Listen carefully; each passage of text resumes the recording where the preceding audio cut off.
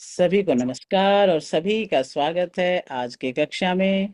और हम समझ रहे हैं रिलेशनशिप मास्टरी। रिलेशनशिप कैसे कैसे होते हैं और कैसे उनके स्टेजेस हैं, किस तरह से ग्रो होते हैं, कैसे वो निभाए जाते हैं, किस किस बात का हमें ध्यान रखना पड़ता है, वो सारी बातें हम डिस्कस करते करते आगे बढ़ रहे हैं। परसों हमने बात की थी, तो उसमें से कुछ थोड़ा रिकैप करेंगे। बताएंगे क्या क्या किया था हमने। रिलेशनशिप के स्टेजेस हमने डिस्कस किए थे, तो स्टेजेस बताएंगे एक एक करके। पहला स्टेज कौन सा बोला था?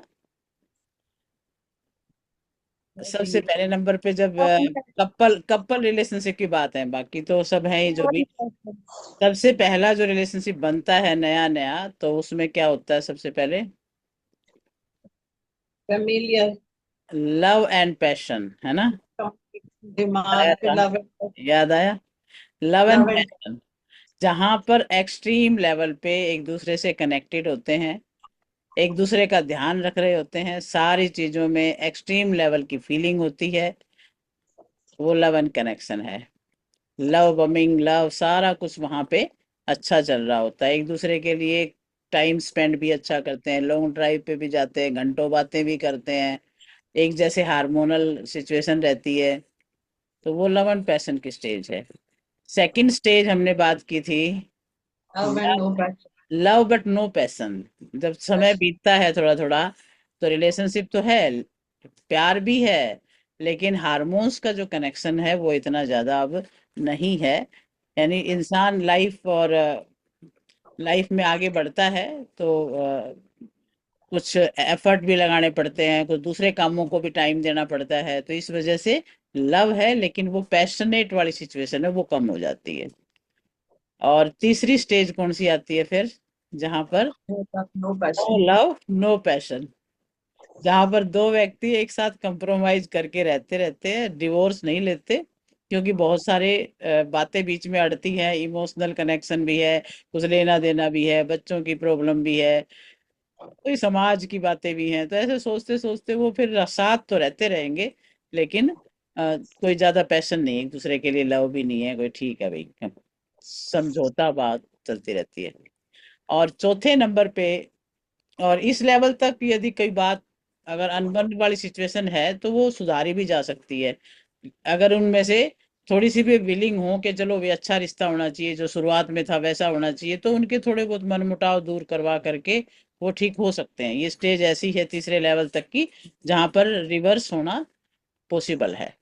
चौथी स्टेज आ जाती है हमारी प्लानिंग टू एस्केप। जब वहां पे कोई सुधार नहीं होता, फिर वो सोचने लगते हैं भाई छोड़ो ना, ऐसे रिश्ते का कोई फायदा नहीं जहाँ पर पैशन भी नहीं, लव भी नहीं। फिर वो इमोशनली जो है एग्जिट होना शुरू हो जाते हैं वहां से। मेंटली तो छोड़ चुके होते हैं पहले ही, लेकिन अब इमोशनली भी छोड़ रहे हैं। लीगली डिवोर्स नहीं लिया है, लेकिन सोच रहे हैं अब वो कि भाई ऐसी जिंदगी से अच्छा तो ले ही ले तो ठीक है। तो फिर वहां पर वो लीगली डिवोर्स के लिए तैयार होते हैं। और ऐसी स्टेज पर बहुत सारी और भी प्रॉब्लम आती हैं। कई लोगों को बाहर रिलेशन बनाना अच्छा लगने लग जाता है, कई लोग अपने प्रोफेशन में बिजी होने शुरू हो जाते हैं, अगर वो नहीं भागना, इस तरह से भी होता है। डिवोर्स लेना हो सकता है, या एक्स्ट्रा मैरिटल अफेयर हो सकता है, या प्रोफेशनली वो अपने आप को फोकस ले जाते हैं कहीं और पे। इस तरह से दो तीन तरीके से वो एस्केप करते हैं अपने अपने आपस की बातों को।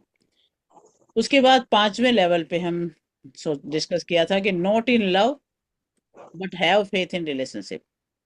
अब यहाँ पे चौथी स्टेज भी वो झेल गए, फिर उसके बाद तो रिलेशनशिप खत्म ही हो गया है। पांचवी जो स्टेज है उसमें एग्जिट हो गया है, आप रिलेशनशिप को ब्रेकअप कर चुके हैं, रिलेशनशिप खराब हो गया। और वहां पर आप अब, पर विश्वास तो है कि हाँ भाई रिश्ते होते तो हैं, अच्छे भी होते हैं, लेकिन हाँ हमारा अच्छा नहीं है, बस ठीक है। वो अपनी जगह ठीक, हम अपनी जगह ठीक, लेकिन हमारी आपस में नहीं बनती तो नहीं बनती। पांचवी ये स्टेज हो जाती है। और छठी स्टेज वो आती है जब इंसान सोचता है not in love but have no faith in relationship.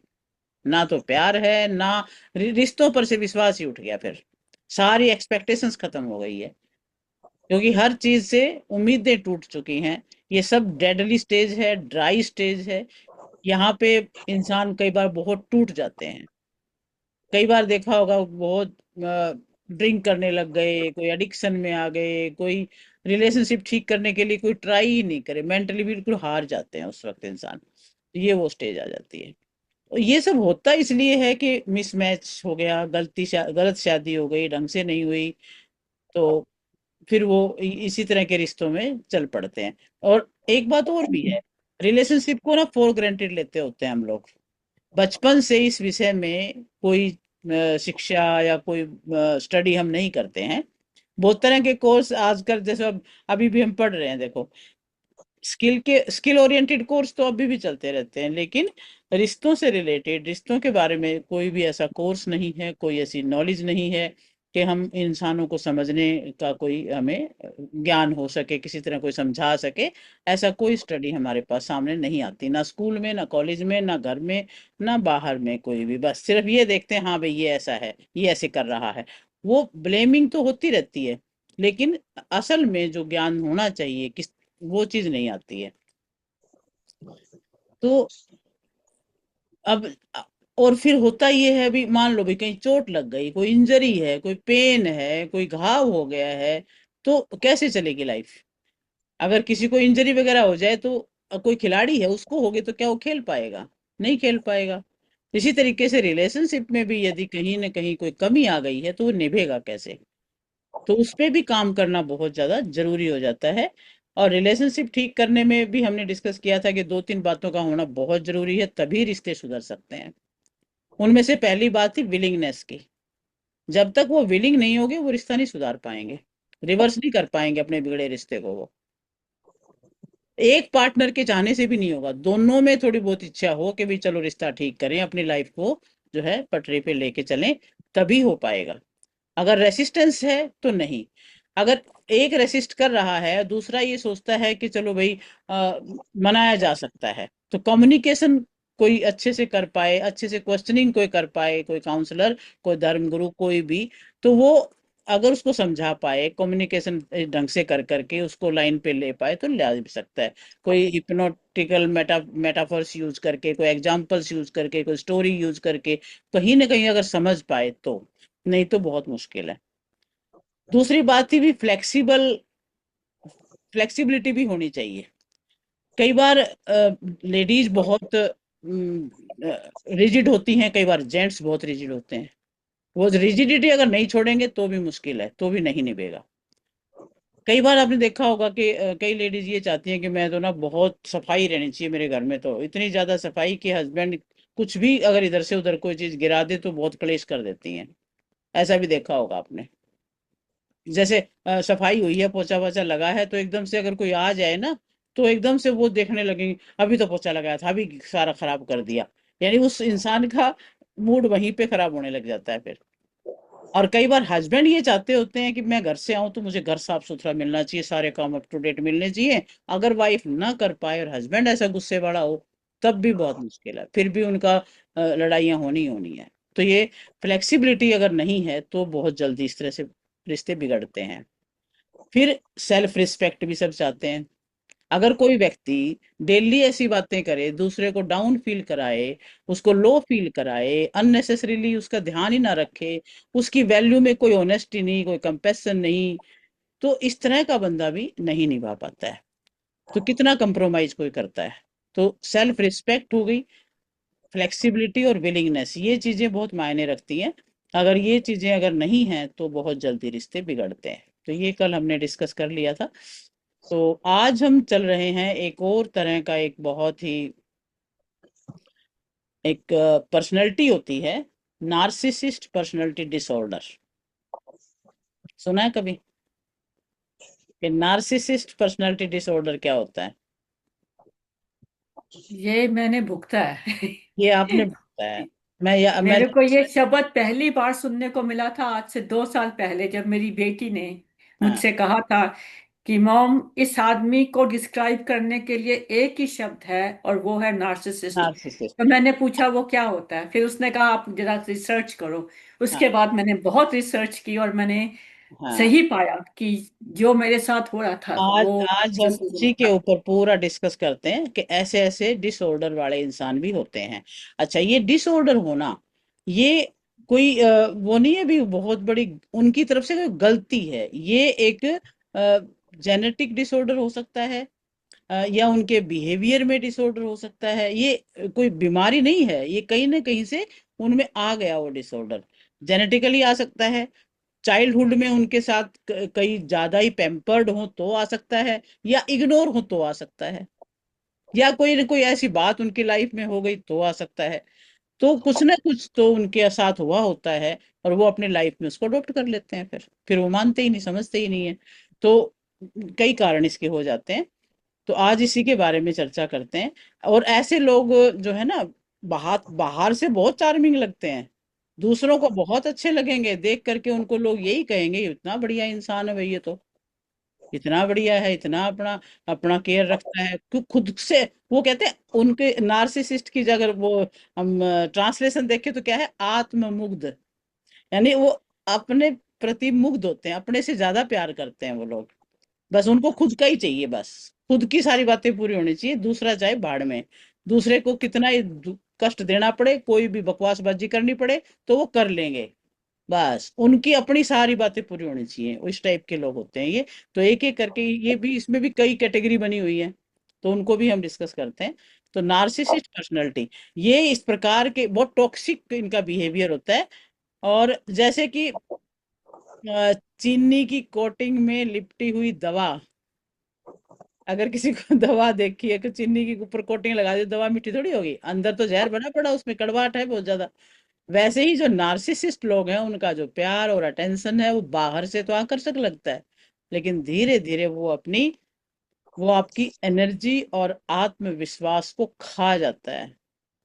इतना इनका बारे में है कि घटियापन इन लोगों में। तो थोड़ा सा मैं एक बार ये बताती हूँ कि कितने तरह के हैं ये लोग। कैटेगरी भी है इनकी, कई तरह के लोग होते हैं ऐसे ऐसे। वो एक बार स्क्रीन शॉट लेना, फिर एक एक करके डिस्क। ये है, देखो, आप देखो जरा, types of narcissist. Narcissist personality के टाइप, ये 7 टाइप्स के नार्सिसिस्ट होते हैं। Grandiose narcissist, vulnerable narcissist, spiritual narcissist, cerebral, somatic, malignant and communal. ये 7 तरह के नार्सिसिस्ट हैं। और सारों में थोड़ा थोड़ा थोड़ा थोड़ा आप देखेंगे, अलग अलग टाइप के जो बातें हैं वो मिलेंगी आपको। तो वो हम अभी करते हैं डिस्कस, ये अभी स्टॉप शेयरिंग करके फिर मैं एक एक करके इनका करते हैं डिस्कशन। अब हम देखते हैं कि सबसे पहला हमने लिखा ग्रांडियोज नार्सिसिस्ट। अब ग्रांडियोज नार्सिसिस्ट कौन सा होता है? ये नार्सिसिस्ट मतलब वो होते हैं जो दिखावा बहुत ज्यादा करते हैं। मतलब देखो, नार्सिसिस्ट लोग कहीं भी मिल सकते हैं, चलो करेंगे डिस्कशन इसके बारे में। नार्सिसिस्ट ये 7 टाइप्स के हैं। ये कहीं भी मिल सकते हैं, किसी भी रिश्ते में हो सकते हैं, अलग अलग रूपों में हो सकते हैं, अलग अलग रिश्तों में हो सकते हैं। तो बहुत सारे तरह के हो सकते हैं। ये परिवार का कोई सदस्य नार्सिसिस्ट हो सकता है। लेकिन और जो इसका शिकार हो चुका है ना, पता तो उसी को है अभी, हाँ, कैसे झेला जाता है इन लोगों को। और जो पहली टाइप का जो मैंने बताया, ग्रांडियोज नार्सिसिस्ट, यानी आडंबरबाज। ग्रांडियोज माने आडंबर, होता बहुत कम है, दिखाएंगे बहुत ज्यादा। आडंबरबाज यानी प्रत्यक्ष रूप से दिखाएंगे आडंबर अपना, खुद को बहुत बड़ा चढ़ाकर बताएंगे, ऐसे पेश आएंगे जैसे कोई राजा महाराजा, कोई स्वामी हो। और छोटी छोटी बातें होंगी, उनको भी खूब बड़ा चढ़ा के कहेंगे, दूसरों से उनको प्रशंसा कराने में और उनको हाँ में हाँ मिलवाने में बड़ा मजा आता है। वो चाहेंगे कि दूसरे लोग उसकी हाँ में हाँ मिलाएं, कोई बात को काटे ना बस। तो उनकी ये इच्छा रहती है। उनमें सहानुभूति बहुत कम होती है, मैं ही ज्यादा करते रहते हैं, अपनी बात पे अड़े रहते हैं, और दूसरों के प्रति सहानुभूति नहीं रखते, बहुत अहंकारी, बहुत अधिकारवादी। अगर गलती से कोई बड़ी उपाधि वाला व्यक्ति उनके पास आ जाए, तो उनका घमंड तो बिल्कुल ही सिर चढ़ के बोलने लग जाता है, बहुत हावी हो जाते हैं। दिखने में वो बड़े आकर्षक भी हैं, सफल होते हैं। यानी जब आप उनसे मिलेंगे तो बड़ा ही उनका करेक्टर बड़ा ही होगा, आकर्षक लगेंगे, बहुत ही ज्यादा सफल भी लगेंगे। यानी वो हर तरीके से, पढ़ाई में भी जुगाड़ूबाज भी हैं, प्रभावशाली भी हैं, होशियार भी हैं। लोग उनसे प्रभावित भी बहुत हो जाते हैं। और बस ये होते ही है कि मैं ही सब कुछ हूँ बस। एक यानी चीज मैं और ऐड करूंगी हाँ कि वो जो लोग उनसे ऊपर की पदवी के होते हैं उनके साथ वो उठना बैठना बंद कर देते हैं।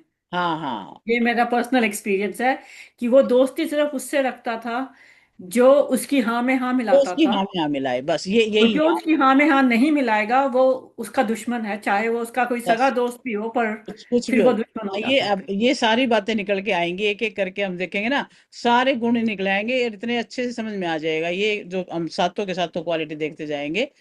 तो यानी वो क्या कैसे करेंगे, आपको हर बात पे टोकेंगे, आपको गलत साबित करेंगे। आप रो रहे हैं, अपनी बात कह रहे हैं, अपनी जरूरतों भावनाओं इच्छाओं, कुछ को भी वो समझेंगे नहीं।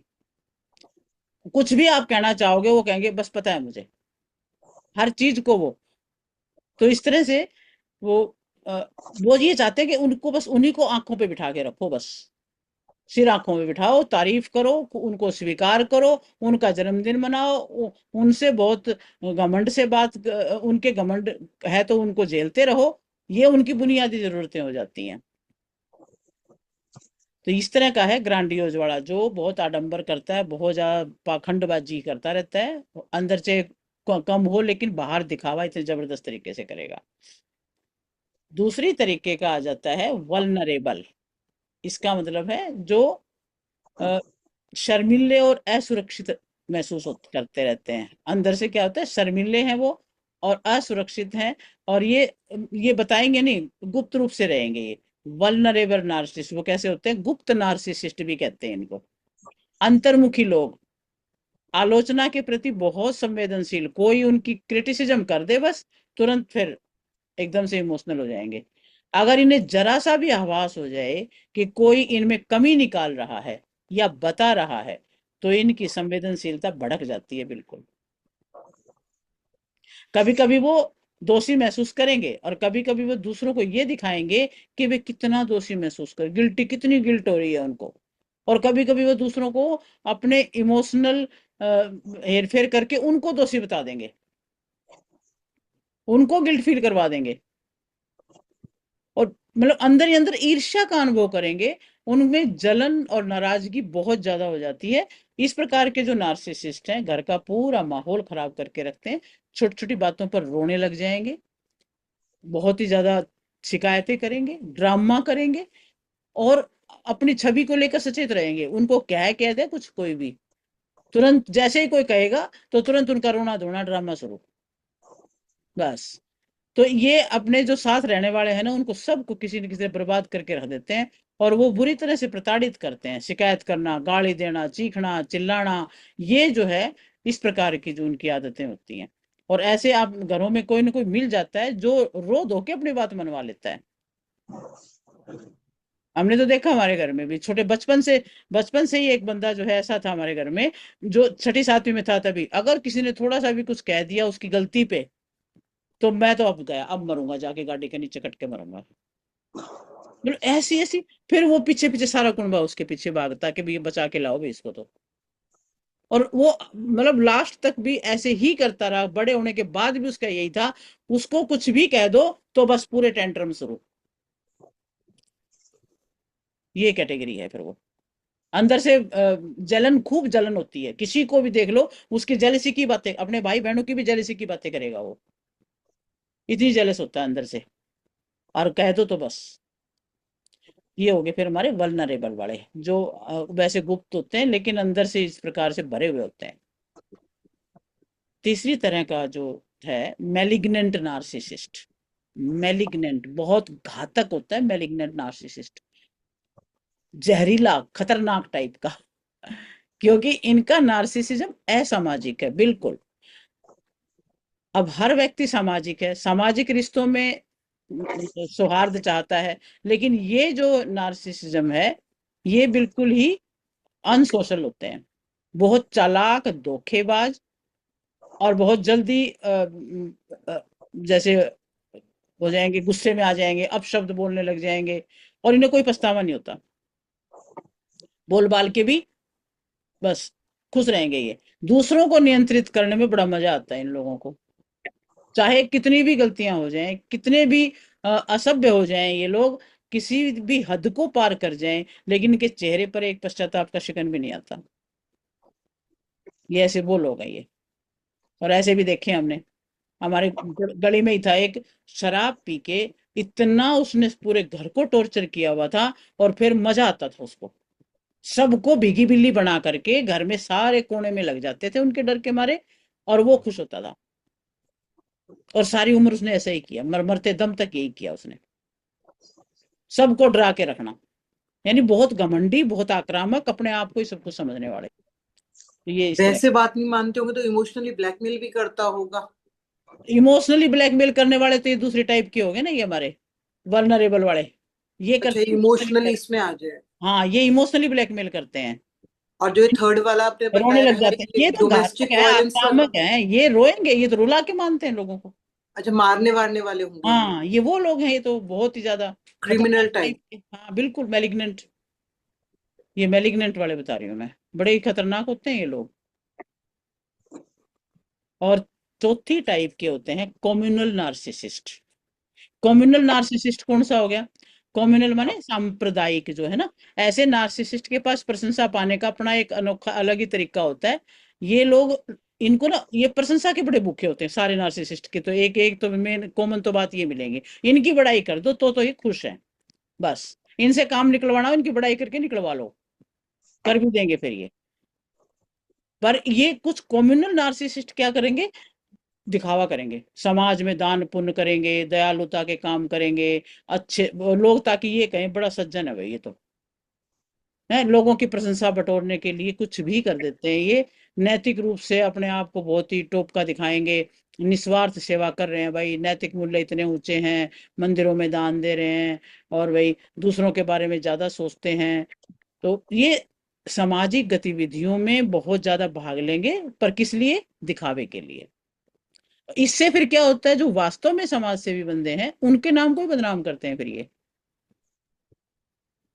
क्योंकि इनका ये फिर ना, इनको कुछ कह दो ना कोई भी, तो एकदम से गुस्से में आ जाएंगे, ये सुन नहीं सकते कुछ भी। असली समाज सेवी बंदा को कोई कहेगा तो वो मान लेता है, हाँ भाई हाँ चलो ये ऐसे कर लेते हैं, लेकिन ये लोग कर ही दिखावे के लिए रहे हैं, तो इनको कह क्या दे कोई भी।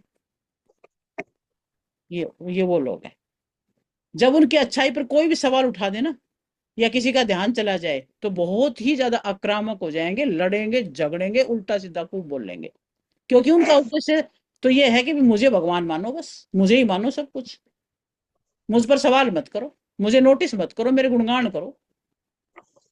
और जब ये उद्देश्य हल नहीं होता, तो फिर वही आक्रामक हो जाएंगे, उत्तेजक हो जाएंगे, भड़क जाएंगे। तो इस प्रकार के नार्सिसिस्ट भी बहुत खतरनाक है, कम्युनल टाइप के भी। अब पांचवी टाइप का जो है वो लिखो, सोमेटिक नार्सिसिस्ट। सोमेटिक नार्सिसिस्ट क्या होता है? सोमेटिक होता है जो अपने बॉडी को ज्यादा प्रेफरेंस देने वाला, दैहिक नार्सिसिस्ट, अगर हिंदी में देखें तो दैहिक। सोमेटिक नार्सिसिस्ट अपनी शारीरिक बनावट, फिटनेस और सेक्सुअलिटी के प्रति बहुत ज्यादा ध्यान देने वाले होते हैं, और ऐसे नार्सिसिस्ट इतने अत्याचारी होते हैं, क्योंकि वो आकर्षक और शारीरिक ताकत के जरिए अपने अपने अपने आप को ही मनवाना चाहते हैं, बस मैं ही बहुत बढ़िया हूँ बस। वो अपनी शारीरिक ताकत और आकर्षण पने के जरिए जो है, ये चाहते हैं कि लोग उसको ये माने कि तू तो भाई राजकुमार की तरह सुंदर है, तेरे जैसा तो दुनिया में कोई नहीं है। मैम, जो टीवी एक्ट्रेसेस होते हैं उनकी पर्सनालिटी ऐसी ही होंगी जो अपने आप को ना लुक ना वाइज नहीं सुनो, वो सुंदरता तो बहुत लोगों में है, लेकिन ये करेक्टर तो सभी में नहीं है ना, कि भी मेरे को ही मानो। नहीं मानो तो ठीक है, हाँ, लेकिन अपने आप को बॉडी को बहुत सारी सर्जरी वर्जरी बिल्कुल बिल्कुल करवाते वो हैं। करवाते हैं, क्योंकि उनका प्रोफेशन ही ऐसा है ना, हाँ। उनको तो दिखना है, उनको लाखों लोगों को दिखाना है, प्रेजेंटेबल हम्म। करना है, वो इसलिए करते हैं। अब आप हाँ। देखो कितने सारे हीरो, कितने एक्ट्रेस एक्ट्रेस कितने अच्छे भी बहुत हैं, बहुत अच्छे हैं। वो नार्सिसिस्ट नहीं हुए ना जो नार्सिसिस्ट एक्टर। कैटेगरी में तो वही आएगा ना, जो इस बात नेगेटिव नेगेटिव घमंड, पर्सनालिटी बोले इनको। हाँ जो ठीक। घमंड करेगा इस चीज का, और इसी चीज का कि भी मैं सुंदर हूं, तो मैं जो है मैं ही आ भी रहूंगा तुम्हारे ऊपर, और ठीक। दूसरे बंदे को बड़ा ही बहुत ज्यादा हरास करता है वो कहता है मेरी ही प्रशंसा करो बस, राजा की तरह मेरे लुक्स को लेकर के बहुत ज्यादा वो कम्पिटिटिव हो जाते हैं, अपने ऊपर खर्चा भी बहुत करते हैं, और परिवार में भी वो सबको डांटते रहेंगे इस बारे में, अपना ध्यान नहीं रखते, तुम्हें अब कपड़े तुम्हें नहीं पहनने आते, तुम्हें ये नहीं करना था, तुम्हें वो नहीं करना था, ऐसे भी बहुत कहते रहेंगे। यदि उनको कुछ कहे तो कहेगा मैं तो सबको अच्छा देखना चाहता हूँ, इसीलिए तो कहता हूँ। और किसी भी हद तक कह देंगे, कुछ भी कह देंगे। अपनी वाइफ को तो बहुत ही नीचा दिखाने में इनको मजा आता है कुछ, कि इसको तो जल्दी सी है, ये तो काम ही नहीं करना आता। अगर लेडी ऐसी है तो वो अपने पति को ऐसे करेगी। तो दोनों तरफ से ही हो सकता है ये। तो और का साथ बड़ा मुश्किल हो जाता है निभाना। एक व्यक्ति में दो हो सकते हैं या एक ही पर्सनालिटी होगी दो एक व्यक्ति ये में? ना, एक बंदे में दो तीन तरह के गुण भी मिल सकते हैं। हाँ एक वही पूछ टाइप कैटेगरी एक निश्चित नहीं है, ये तो हम एक एक करके उनको देख रहे हैं। लेकिन एक बंदे में दो तीन चार तरह की भी एक बंदे में मिल सकते, तब तो और ज्यादा खतरनाक हो जाएगा वो। मेरे वाला तो सातों में था। जितनी भी आप क्वालिटीज बता रहे हो मैंने वो सारी अभी भुगती फिर है। आपने उसको तब तक झेला जब तक आप नाक तक नहीं डूब गए पानी, मतलब बिल्कुल। उसके अत्याचारों का जो जल स्तर था ना बढ़ता चला गया, और जब यहाँ तक आ गया ना तब आप तब तक झेलते रहे उसको। नहीं, उसकी एक और खासियत थी ना, हाँ वो जो मुझे मेरी बेटी ने जब वो बताया तब मुझे समझ आई, जब मैंने वीडियो देखी। क्योंकि जब मैं उस पे आ जाती, अब और नहीं, अब मैं जा रही हूँ, अब मैं बर्दाश्त नहीं, फिर वो गिड़गिड़ाने लगता था। उसका हाँ, आखिरी हथियार होता ये भी था करते हैं ये अभी इस बात पे क्या गिड़गिड़ाना, ये रोना, करते मैं क्या क्या क्या है। करूंगा, मैं सॉरी, मैं आगे हाँ से नहीं हाँ, करूंगा, मैं शराब नहीं पीऊंगा, मैं ये नहीं करूंगा, सो प्रॉमिसेस कर ये देता था। और बस मैं पिघल जाती थी मोम की तरह। बस ये यही उसका तो, आखिरी हथियार था यही मेरे तो ऊपर। ये है क्वालिटी उनके, क्या कहते हैं, ट्रेट है उनका ये तो। क्वालिटी भी नहीं कहते इसको तो। मैम ये और थोड़ा सारा अब बताइए चलते मुझे। हैं हम। हेलो मैम, हाँ कुछ बोल मेरी रहे हैं। आवाज आ रही है? मेरी आवाज आ रही है? हाँ हाँ, आ रही है आ रही है आ रही है आवाज। हाँ हाँ मैम जी। ये फोर्थ वाला दोबारा बताइए, मुझे समझ में नहीं आया, कम्युनल वाला। फोर्थ वाला, हाँ फोर्थ वाला जो होता है ना, ये होता है कम्युनल कम्युनल नार्सिसिस्ट। ये ये क्या करते हैं, मतलब ये अपने आत्म प्रचार के लिए सामाजिक कार्यक्रम आयोजित करेंगे, दान पुण्य करेंगे, दिखावा करेंगे। है, दान पुण्य करना वैसे तो अच्छी बात है, दान पुण्य के कार्य को सार्वजनिक करने में कोई समस्या नहीं है। लेकिन इन लोगों का ध्यान केवल उस चीज पर होता है कि केवल अपना नाम बनाए, और कोई इरादा नहीं होता इनका। ऐसे लोग उन लोगों का भी नाम खराब करते हैं जो वास्तव में कर रहे होते हैं। हाँ ठीक। मैं ये आपको वो है। एग्जांपल दे देती हूँ। हाँ। जो मेरा एक्स हस्बैंड था, वो निरंकारी मिशन का बेल्जियम का हेड है। अच्छा। हाँ और बाहर जो उसकी इमेज है, वो संत है, और खुल के हाँ वो सत्संग कराता था, सब कुछ कराता था। हाँ लेकिन जब अपने घर में ऐसा करता था तो धीरे धीरे बच्चों ने भी जाना बंद कर दिया। वो कहते तुम हिपोक्रेट हो, तुम लोगों को कुछ दिखाते हो, तुम अपने घर के अंदर कुछ भी अप्लाई नहीं करते, तुम जो बाहर लोगों से कहते हो और जिस तरह तुम बाहर वालों से बात करते हो, उस तरह तुम हमसे बात नहीं करते हो। तो ये मैं और मेरे बच्चे पीछे हट गए थे। ये तो बिल्कुल हम सही, आजकल पहले के सब बच्चों जाते थे का उसके कह रहे हो सत्संग में। आप। एक हाँ ऐसा जी। हमारे हम एक घर में ना किराए पे रहे थे, वो भी निरंकारी ही थे बंदे। निरंकारी प्रमुख था वो इंसान जिसके घर में हम रहे थे। वो हर संडे जो है संगत करते थे अपने घर में। उनके घर में बहुत सारे लोग आते थे, सबको प्रवचन देते थे वो। फिर वो लंगर भी लगता था, वो सब भी होता था, और हम देखते थे, और हम अटेंड भी करते थे, क्योंकि हमारे मकान मालिक थे तो हम कर लेते थे अटेंड। लेकिन हर रोज सुबह सुबह उनके घर में महाभारत मचती थी। किससे, किसकी वजह से? उसकी वाइफ की वजह से। वाइफ थी नार्सिसिस्ट, अब मैं पहचान पा रही हूँ। उसकी वाइफ थी ऐसी, सुबह सुबह लग जाती है, अपने बच्चों को चप्पलें मार रही है, फेंक फेंक के, अपनी सास को गालियां बक रही है, कभी वो अपने पति को बक रही है। माँ भी हद हो गई, ये क्या संगत करी, माँ रात को संगत करी, सुबह लड़ाइयाँ, तो वो क्या करें अब, क्या दिखावा था ये। फिर ऐसे बताओ, समाज में है ऐसे ऐसे लोग तो। एटलीस्ट उसकी वाइफ निरंकारी नहीं थी। यहाँ तो मैं निरंकारी नहीं थी, मैं फिर भी उसकी साथ देने लगी हर तरह से। बच्चों को भी वो एनकरेज करना कि हाँ तुम भी भजन सीखो, तुम भी गीत बोलो, जो भी है। लेकिन रेगुलरली जब ये होता था कि संगत के वक्त लोगों के साथ वो कुछ है, इवन संगत के टाइम हर चीज पे वो इतना एग्रेसिव रहता था। ये नहीं किया, वो नहीं किया, ये करो, वो करो। मतलब मैं नौकरों की तरह, मैंने 50-50 लोगों का खाना बनाया है अकेले। हाँ हाँ, बिल्कुल बनाया होगा ये इस तरह के और बंदे। एक बार नहीं, कितनी बार, कई बार तो कोई टूरिस्ट बस आ रही है, जहाँ बेल्जियम में वो निरंकारी वो लोग हैं, उनके पास फोन, आ जाओ जी बस लेके आ जाओ, पूरी की पूरी बस आ रही है, और मैं 4 घंटे के अंदर 50 बंदों का खाना बना रही हूँ। सब कुछ किया, फिर भी उसका करेक्टर फिर नहीं भी नहीं बदला। समझेगा वो, और ना उसको कोई भी किसी बात के आपके प्रति एहसान मानेगा, और ना कोई बात। हाँ, बस ऐसा वो बंदा। सबको ओपनली कहता था इस औरत में है क्या, ना अक्ल है ना शक्ल है, किस हाँ बात का देख घमंड देख करती है? देख, वो बात भी आ गई इनकी, वो सोमेटिक भी हो गई है, मतलब अपने आप को सुंदर ज्यादा मानना, राजकुमार की तरह, दूसरों को कुछ नहीं मानना, ये भी होता है। और छठे टाइप, पांचवे हो गए सोमेटिक, छठे टाइप के हैं सेरेब्रल। सेरेब्रल नार्सिसिस्ट कौन से हैं? वो भी शारीरिक दिखावे से ज्यादा बुद्धिमत्ता को महत्व देते हैं। सोमेटिक महत्व देंगे शारीरिक दिखावे को, शारीरिक सुंदरता को, और ये देते हैं बुद्धिमत्ता को। कौन? सेरेब्रल वाले। जो लोग अपनी बुद्धिमत्ता को शारीरिक दिखावे से ज्यादा महत्व देते हैं, उनका ये मानना है कि वे सबसे ज्यादा बुद्धिमान हैं, इंटेलिजेंट हैं, बेस्ट हैं, वही उनके पास जितनी बुद्धि है ना, किसी के पास नहीं है। दूसरे के विचार, दूसरे के राय पहले नंबर पे ही खारिज कर देंगे। नहीं नहीं नहीं, तुम चुप रहो, तुम्हें नहीं पता, मैं मुझे पता है, मैंने दुनिया देखी है, तुमने थोड़ी दुनिया देखी है। यानी बातचीत में इतना हावी हो जाते हैं और अपने ही ज्ञान को सर्वोपरि मानते हैं। तो ये लोग अपनी चालाकी से अब लोगों को कंट्रोल करने में लगे रहते हैं, कंट्रोल करना, उनसे लाभ उठाना, और इतने ज्यादा चालाक हो जाते हैं कि दूसरों को तो ये, दूसरों का जीना तो जहरीला बना देते हैं, विषाक्त हो जाते हैं बहुत ज्यादा ये लोग। पहनावे में सब में बिल्कुल सिंपल दिखाई देंगे, यहाँ पे उस तरह का दिखावा नहीं है, पर हाँ, अपने ज्ञान के आगे किसी के ज्ञान को नहीं समझना कुछ भी। और ऐसा तो एक इंसान आजकल घर में ही रुका था हमारे आकर के। वो मैं सविता जी जो मैं बता रही थी एक बार, जिन्होंने कहा था कि मैं आपकी क्लास लेना चाहता हूँ, वो एक आए थे कोई हमारे घर में, बड़े भाई हमारे, तो मैंने उनका लेक्चर भी करवाया था। वो वो अपनी बुद्धि के आगे किसी का नहीं समझते, हम उनकी बातें पूरा दिन सुनते हैं, वो हमारी एक भी नहीं सुनते। वो तुरंत कह देंगे नहीं नहीं, आप एक मेरी सुनो, पहले मेरी सुनो, ये मोबाइल वोबाइल सब बंद कर दो, मेरी बात सुनो पहले। मैंने दुनिया देखी, मैं अब पहाड़ पे खड़ा हूँ, मुझे सारी दुनिया दिख रही है, तुम्हें नहीं पता, तुम्हें क्या पता, तुम्हें तो पता ही नहीं कुछ भी। इस तरह की बातें करता है वो। तो अब ये मैंने पढ़ा तो सेरेब्रल भाई, वो सेरेब्रल है वो। तो ये वो व्यक्ति जो है। बैठना सिखाए थे एक बार रात को भी आपने, हाँ हाँ, आए वो थे आए वो थे ना। हाँ, वो एक बड़ी बार आए। देर तक थोड़ा। तो ठीक है, उनको ज्ञान तो है, लेकिन अपने ही हाँ ज्ञान को सबसे ज्यादा मानना, दूसरे को समझना ही ना, कुछ भी ना समझना। मैंने, हमने कितने दिन वो हमारे घर रुके हैं, पर वो डेली का उनका यही था कि हम दोनों को एकदम से पहली शब्द पे ही चुप करा देते थे। नहीं नहीं, आप चुप रहो, पहले मेरी बात सुनो, मैं बताता हूँ, मैंने दुनिया देखी है, तो माँ बाबा सुना दे अब तो।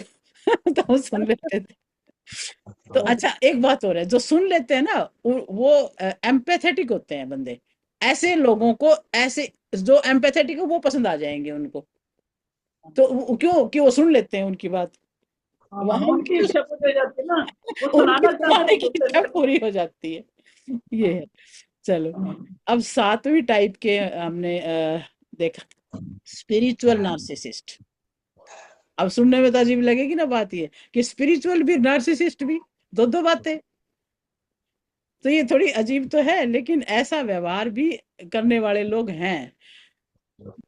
तो मतलब वो ऐसा फील कराएंगे, ऐसा शो करेंगे जैसे ज्ञान उन्हें ही प्राप्त हुआ है, उनकी ही जो है अपॉइंटमेंट सीधी भगवान से होके आई है, उनके ही सिर पर भगवान ने हाथ रखा है और ज्ञान प्रदान किया है, और वो प्रबुद्ध हो गए, उनको सारा ज्ञान, दिव्य दृष्टि हो गई है, उनको तो उच्चतर ज्ञान हो गया है।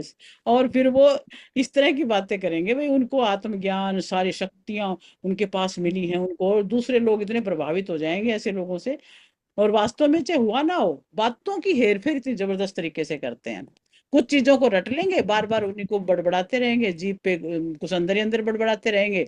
तो ये लोग अपने आप को प्रबुद्ध प्राणी मान के ऐसा कर देते हैं कि बस मेरी पूजा हो, मैं भगवान हूँ, और उनके शब्दों में शक्ति है, उनकी बातें सुनो, उन पे विश्वास करो, उनके चरणों में गिरते रहो, हैं।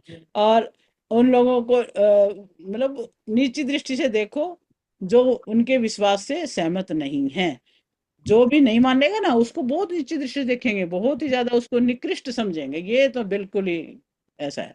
तो जो कोई भी अपने मन मन की बात कहने में असमर्थ है, उसे भी वो इस तरह देखेंगे जैसे ये तो बिल्कुल ऐसा है, हेल्पलेस बंदा है, ये तो बेचारा बेचारा है, और अपनी राय थोपने की पूरी कोशिश करते रहते हैं, और बस ये चाहते हैं कि बस समर्पण कर दो, बस सब कुछ ठीक हो जाएगा। उन्हें अपने सिर पर स्थान दे दो, बस उनकी सेवा करो। ये होते हैं स्पिरिचुअल नार्सिसिस्ट। ये आजकल जितने बाबा आ रहे हैं सब ऐसे ही हैं। हाँ ये है ना, बाद में भेद खुलते हैं ना उनके, अंदर हाँ से फिर कुछ और निकल। होते हैं और दिखावा जबरदस्त कर रखा होता है, किसका अपन नाम नहीं लेंगे, लेकिन आप भी जानते हो सबको। तो मतलब बहुत सारे हाँ लोग ऐसे आए हुए हैं दुनिया में। बिल्कुल तो बिल्कुल। मतलब ये डिफरेंट टाइप ऑफ नार्सिसिस्ट हैं। बस ये पहचानना भी आपके पास मतलब कौन है, किसको आप समझ पा रहे हो। तो ऐसा नहीं है कि एक ही प्रकार के, बहुत तरह के नार्सिसिस्ट हैं, दो तीन तरह की क्वालिटी एक में भी मिल जाती है, जो और भी खतरनाक हो जाते हैं फिर ये। मैं तो कह रही हूँ सब तरह की मिल जाती है एक ही में। मैंने तो मिल सातों जाती है, की सातों क्वालिटीज बिल्कुल खुद के बिल्कुल। देखी हुई आपने है। देखी है।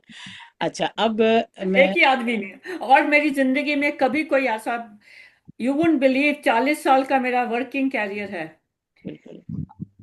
आज तक मेरी कभी किसी से अनबन नहीं हुई। हम्म। Never ever. इसके परिवार वालों से भी मेरी बहुत बनती थी, इसकी बहनों से मेरी बहुत बनती थी, इसके भांजे भतीजे सारे मेरी रिस्पेक्ट करते थे, पॉइंट्स सिर्फ किए इसको हुए छोड़ हैं, के। अगर आप स्क्रीनशॉट लेना चाहें तो ले, या मैं वे पीपीटी भेज दूंगी। ये वल्नरेबल हैं, ये मैलिग्नेंट हो गए, टॉक्सिक हैं, डेंजरस हैं, अभी बात हो चुकी है। कम्युनल जो है वो एडमिरेशन चाहते हैं सभी से अपने एक्ट ऑफ सर्विस के लिए। सोमेटिक क्या है, ये फिजिकल अपीयरेंस के लिए, फिटनेस के लिए, सेक्सुअलिटी के लिए ऑब्सेस्ड होते हैं ये बंदे। और सेरेब्रल कौन है, इंटेलिजेंस को वैल्यू देने वाले, over physical appearance, believe they are intellectually superior to others. और ये हो गए हमारे स्पिरिचुअल वाले, ये सातों तरह की कैटेगरी, और इतने तरह के खतरनाक लोग होते हैं ये। चलिए अब एक ये बात हम डिस्कस करेंगे, मतलब ये लोग जो हैं, कुछ चीजें इनमें ऐसी होती हैं जो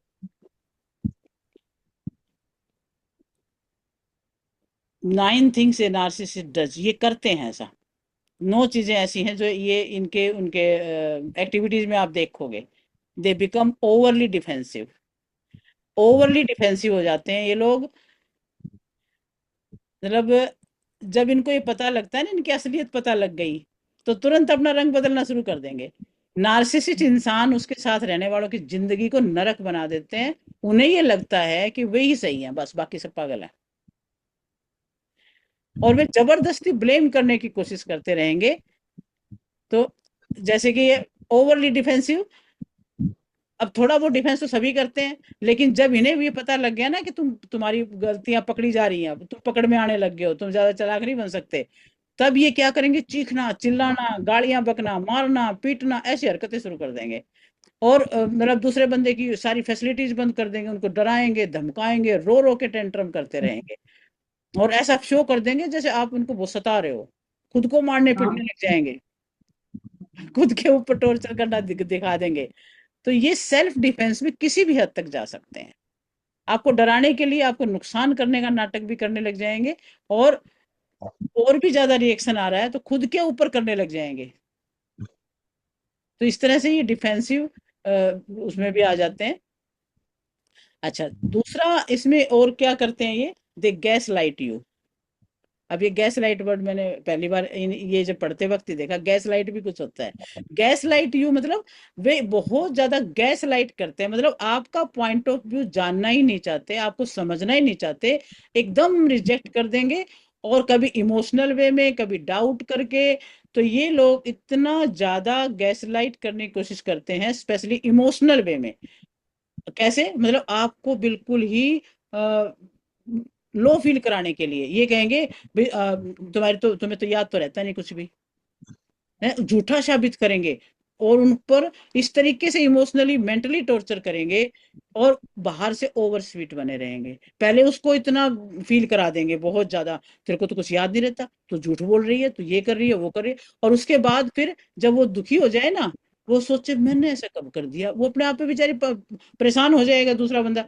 फिर ओवर स्वीट बनेंगे, प्यार करके दिखाएंगे, मतलब वो और गिल्ट में डालेंगे उसको। तो इस तरह का करते हैं ये, एक पल में डाउट में डाल देंगे, दूसरे पल में ऐसा बिहेव जैसे कि कुछ हुआ ही नहीं।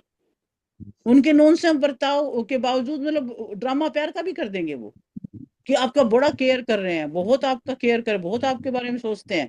तो इस तरीके से एक बार तो गैस लाइट करके उनको बेचारों को फ्यूज करके रख दिया, उनको दिमाग को इतना ज्यादा हर्ट कर दिया कि वो बहुत गिल्ट में चले गए। उसके बाद फिर ऊपर से दिखावा करके और डबल गिल्ट में डालते हैं उनको, यानी कंफ्यूजन बना के रखते हैं। बंदा ये सोचता है भाई ये बंदा कैसे गलत हो सकता है, इतना प्यार करने वाला।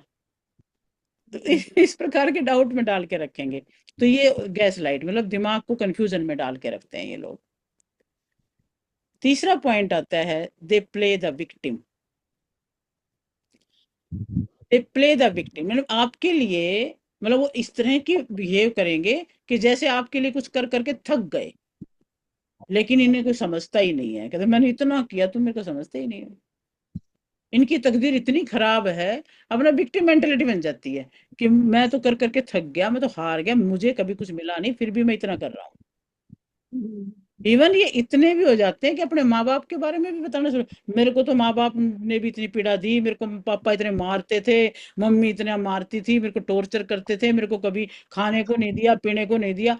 अपने आप को यूं बेचारगी सा बना करके कहे मैं तो सदा ही विक्टिम रहा हूँ, ताकि दूसरा बंदा उसकी सहानुभूति करके सोचे अरे ये बेचारा तो इतना बेचारा परेशान रहा, इतना ये रहा है। तो मतलब और फिर वो जो जो भी उसका साथी है वो सारा ब्लेम फिर अपने, भाई मैंने इसको गलत ही कह दिया, कुछ भी कह दिया, तो वही वही कुछ मतलब फील करने लग जाएंगे फिर। और जब बाद में पता चलता है कि अरे ऐसा तो कुछ भी नहीं था, घर तो बहुत अच्छा था, ना तो बाप ने कभी डांटा ना माँ ने कभी कुछ कहा, ये तो खुद ही इस प्रकार के शुरू से ड्रामे करता रहा है। तो वो बाद में जब पता चलता है तब उसका असलियत निकल के आती है। तो अपने आप को विक्टिम दिखाने में ये बहुत ज्यादा ड्रामेबाजी करते रहते हैं। तो जब ये इस प्रकार से हद तक ऐसी बातें करें तो अलर्ट हो जाना चाहिए, फिर उसकी सच्चाई का के बारे में सोचना चाहिए कि इतना थोड़ी होया करे कोई, फिर ये तो ज्यादा ही गपशप गप्पे मार रहे हैं। तो यानी इतना नहीं कि भी फिर अपनी मेंटल हेल्थ भी खराब कर ले, फिर अलर्ट हो जाना चाहिए। ये हो गया हमारा तीसरे टाइप के लोग। चौथा ये क्या करते हैं, they ramp up their charm offensive. अपना जो तरीका है उनका बिहेव करने का, they ramp up their charm offensive, यानी ऑफेंसिव तरीके से चार्मनेस दिखाएंगे, फिर बहुत ज्यादा ही तरीके से। कैसे ऐसा बिहेव करेंगे जैसे बहुत आपकी तरफ बहुत अटेंटिव हो जाएंगे, ये बहुत केयरिंग हो जाएंगे फिर ये उस वक्त। और और कैसे ओवरली स्वीट भी हो जाएंगे फिर ये, जब इनको ये पता लग जाए ना कि तेरी अब चालाकी पकड़ने लगे हैं, ये तेरी जो चलेगी नहीं है इस प्रकार का व्यवहार अब, तब ये कुछ ओवर स्वीट होकर के जैसे शुगर कोटेड बातें करने लग जाएंगे और टोटली कंफ्यूजन में डाल देंगे फिर तो ये। और अब ये क्या कहेंगे, आपको अपने ऊपर ही डाउट होने लगेगा, फिर गिल्ट आने लगेगा। और जब इनको ये पता लग जाए कि समझ गए तो अपना गियर चेंज करने से बाज नहीं आते ये लोग। इनके बारे में ये कहा जाता है गिरगिट भी इतनी जल्दी रंग नहीं बदलता जितनी जल्दी ये लोग बदल लेते हैं, एक सेकंड में बिहेवियर में। तो आपकी तरफ खूब अटेंशन देना, इस तरह की हरकतें करने लगेंगे, और मतलब जो एक्सेप्ट भी नहीं होती आसानी से। मतलब ऐसा विचार करने में आता है फिर भी इतनी रातों रात कैसे बदल गया ये बंदा, इतना ट्रांसफॉर्मेशन कैसे आ गया इसके अंदर, आता है ड्रामा सारा। तो तो जब भी इस तरह से होने लगे ना एकदम से तो भी समझ जाना चाहिए, ओवर स्वीटनेस नजर आए तो भी। जैसे हमारे स्कूल में होती थी एक मैडम, तो वो कई बार जब उसको कोई काम करवाना होता तो बहुत ओवर स्वीट हो जाती थी वो। तो एक मेरे साथ एक और मेरी सहेली थी, वो कहती ये ना मिठी छुरी है, ज्यादा ना विश्वास कर लिए। फिर मेरा सचेत होना पड़ता था कि वाकई भाई ये तो ऐसी है। तो इस तरह के ट्रैप में मत फंस जाना इनके, फिर ऐसी बातें आती थी। अच्छा फिर अगला जो इसका है, और क्या करते हैं ये, दे गिव साइलेंट ट्रीटमेंट। एक और काम भी करेंगे, साइलेंट ट्रीटमेंट देंगे। साइलेंट ट्रीटमेंट क्या होता है कि ये होते तो ये लोग कम है साइलेंट ट्रीटमेंट देने वाले, 50-60% लोग ऐसे हैं जो बिल्कुल साइलेंट हो जाएंगे। अगर इनको इनकी गलती पकड़ लो ना और इनसे बात करना बंद कर दो, इनको इग्नोर कर दो, इनको इग्नोर करने से फिर ये कैसे हो जाएंगे, बिल्कुल साइलेंट हो जाएंगे। और ताकि दूसरे बंदे को गिल्ट महसूस होने लग जाए भी, इसको बेचारे को ये तो इतना क्या बोल दिया कि चुप ही हो गया, ये तो यानी हर्ट हो गया ये तो है। अगर कोई बराबरी का कोई ऐसा सामना करता है तो फिर ये मतलब कोई बराबरी से बात कर ले, आगे बहसबाजी कर ले तो लगता है चलो बराबरी की लड़ाई तो करी, ये लोग चुप हो जाएंगे, बिल्कुल शांत, बिल्कुल ऐसे शांत हो जाएंगे कि भाई कुछ बोलना ही नहीं फिर तो। फिर ये है कि दूसरा बंदा अपनी गलती मानने लग जाता है। तो ये ऐसे लोग जब इनकी गलती कोई पकड़ता है तो इस साइलेंट मोड पे जा करके साइलेंट ट्रीटमेंट भी देते हैं। फिर ये ऐसा लगेगा कि पर्सन को सच में हर्ट हर्ट हो गया, उसकी जुबान से कुछ निकल ही नहीं रहा, ये इस प्रकार की फीलिंग में आने देते हैं। और क्या करते हैं ये, दे बिकम विंडिक्टिव। अब विंडिक्टिव मतलब एकदम से अटैकिंग मोड में, विंडिक्टिव मतलब अटैकिंग मोड में आ जाएंगे। तो ऐसे जो लड़का हो या चाहे लड़की हो, ये जो नार्सिसिस्ट होते हैं इस प्रकार के, तो वो डोमिनेट करते हैं कि उनकी मर्जी के बिना कुछ नहीं होना चाहिए, अगर किया तो बिल्कुल एकदम से अटैकिंग मोड में आके बात करेंगे। तो ऐसे में कोई भी हो सकता है, लड़की लड़का भी, मदर भी हो सकती है, भाई बहन भी हो सकते हैं, तो वो बिल्कुल अपने ही बंदों को इस प्रकार की उटपटांग हरकतें करेंगे, उनकी अफवाह फैलाएंगे, उनके बारे में काफी उनको टॉर्चर करेंगे। तो इस तरह की हरकतें करेंगे। फिर ये इतना कंट्रोल करके रखेंगे कि आप हिम्मत ही ना कर सको कोई स्टैंड लेने की, इतना अटैकिंग मोड में आ जाते हैं ये। यानी आपका हौसला बिल्कुल ध्वस्त कर देंगे किसी भी तरीके से, इस प्रकार की हरकत करके ये वो करेंगे, विंडिक्टिव हो जाते हैं। तो फिर आदमी डर जाता है फिर दूसरा बंदा। और ये करते हैं, they attempt to make you jealous. एक और ये काम भी करेंगे। क्या जेलसी कैसे कराएंगे, कई बार ये क्या करते हैं कि आपको जेलस फील कराने की कोशिश करेंगे, दूसरे इंसान को ज्यादा अटेंशन देने लग जाते हैं ये, उसको इग्नोर करना शुरू कर देंगे, और दूसरे बंदे की ज्यादा तारीफ कर रहे होते हैं, ओवरली स्वीट बनते हैं दूसरों के साथ, उनके साथ और अच्छा बिहेव करेंगे। और क्या करेंगे, सपोर्ट ग्रुप तैयार कर लेंगे, दूसरों के सामने जाके तो अच्छी बातें करेंगे, और अपने साथी के साथ वो बहुत ही ज्यादा घटिया ढंग से बिहेव करेंगे। तो उसको क्या होगा, अंदर ही अंदर जेलसी फील होने लग जाएगी, वो खुद जेलसी कर रहे होते हैं और दूसरों को भी ऐसे फील करवाते हैं। तो फिर मतलब साथी यही सोचेगा मुझ में ऐसी क्या कमी है, मुझसे क्यों नहीं ढंग से बात कर रहे, मुझसे क्यों नहीं ट्रीट कर रहे जो दूसरे से अच्छे से ट्रीट कर रहे हैं। ये भी करते हैं फिर ये, और कर रहे होते हैं, वो सपोर्ट ग्रुप बना रहे होते हैं अपना। इसलिए अगर ये देखो ना भी कितना स्वीट है, कितने अच्छे तरीके से बात कर रहे हैं, क्योंकि ये नार्सिसिस्ट होते हैं बेसिकली कॉमन ग्रुप में, जहां ये डोमिनेट कर सकता है सिचुएशन को, वहां पर ये अच्छी तरह से दिखाते हैं, बिल्कुल खुला खेलते हैं ये। लेकिन जहां पर इनको ये पता है इनकी चलेगी नहीं, वहां ये ऐसे ट्रेट दिखाते हैं फिर। मतलब वहां पर तो ऐसे बन जाएंगे भीगी बिल्ली से, घर में तो शेर बन जाएंगे, और जहां पर इनकी नहीं चलेगी वहां भीगी बिल्ली बन जाएंगे। और इस प्रकार से मैंने ये लोग कई बार पब्लिकली भी ये इनका रूप जो है बाहर आने लग जाता है। मेनली घर में ज्यादा शेर बनते हैं ये, बाहर नहीं बन पाते, घर में ज्यादा शेर बन के रहते हैं। नेक्स्ट ये करते हैं आइसोलेट। ये अपने जिसके साथ ये साथी हैं जिनके, आइसोलेट कर देंगे उसको। कैसे आइसोलेट करेंगे, उसको हर एक से बुरा बनवाएंगे, उसके अपने भाई बहनों से, उसके माँ बाप से, उसको बुरा बना देंगे, माँ बाप को बोल देंगे, और उसको भी अलग करवाने की कोशिश करेंगे उनसे, ताकि ये उनसे इनका रिश्ता टूट जाए, और फिर ये मेरे ही उसमें चंगुल में रहे, और मैं जैसे चाहूं वैसे ही करता रहे या करती रहे। तो आइसोलेट करने की कोशिश में लग जाते हैं। कभी आपको ज्यादा एक्स्ट्रा टाइम देकर केयर करके आपको अपनी तरफ खींचेंगे ताकि आप दूसरों से दूर हो जाएं। कभी दूसरों के झूठे सच्चे किस्से कहानी बता करके आपको उनसे अलग करने के लिए मिसअंडरस्टैंडिंग पैदा कर देंगे, आपके बारे में किसी और को, और किसी और को आपके बारे में कहकर आपको आइसोलेट करने का काम ये करते रहते हैं। अब आप ये देख, जब उस वक्त ये देखना है कि अगर रिश्तेदारी खराब करवा रहा है, कोई जानबूझ के दूर करवा रहा है, तो अलर्ट हो जाना चाहिए, रिश्तेदारी को बना के रखना चाहिए, क्योंकि यही काम आने वाली है फिर ऐसे लोगों के साथ की बजाय तो। और नेक्स्ट ये करते हैं, they project their flaws on to you. अपनी कमजोरी आपके ऊपर ला देंगे, ये करेंगे ये। वो प्रोजेक्ट करते हैं आपकी जो खुद की कमजोरियों को दूसरों पर लादना। ऐसा व्यक्ति, इतने बड़े नार्सिसिस्ट होते हैं ये कि गलती खुद करेंगे और दूसरों को ये कहेंगे कि ये तुम्हारी वजह से हुआ है खुद। अब ऐसे ऐसे लोगों के एक केस स्टडी ऐसी भी आती है, ऐसा व्यक्ति यदि बाहर कहीं अफेयर चलाने लग रहा है, तो वो अपनी बीवी पे रिशक करना शुरू कर देगा, ताकि वो क्वेश्चन ना उठा दे। उसको ही कहना शुरू कर देगा, अच्छा इसलिए बात नहीं करती तू, तेरा तो कहीं बाहर कोई चक्कर चल रहा है, चल खुद का रहा है। उसको ये पता है उसकी वाइफ इनोसेंट है, लेकिन फिर उसी को कहना शुरू कर देंगे। और वो बेचारी सोचेगी भी आप मेरा चेक कर लो, मेरा फोन चेक कर लो, मेरी कॉल चेक कर लो, अगर मेरे में कोई कमी लगे तो बताओ, मैं कहाँ मिलती हूँ, क्या मिलती हूँ। वो है इनोसेंट बेचारी, वो यही कहेगी। और वो इतना ज्यादा टॉर्चर कर देगा उसको, इतना ज्यादा, फिर जो है वो इतनी डिप्रेशन में चली जाएगी, उसको बार बार पे, अच्छा और भी फिर ज्यादा डिप्रेशन में जाती जाएगी वो, तो और क्या करेगा, और भी कई तरह से उसको बुरा बनाएगा। मान लो वो खाना बना रही है, तो उसके खाने में छुप के नमक ज्यादा डाल देना, मिर्च ज्यादा डाल देना, फिर टॉर्चर करना दोनों दूसरों के सामने। इस तरह की हरकतें भी ये लोग कर सकते हैं। और वो सोचे, अरे मेरे से इतनी गलतियां होने लगी, ऐसी तो नहीं थी, मैं तो अच्छा खाना बनाती थी। उसको सेल्फ ही गिल्ट में डाल डाल करके मारते रहते हैं ये लोग।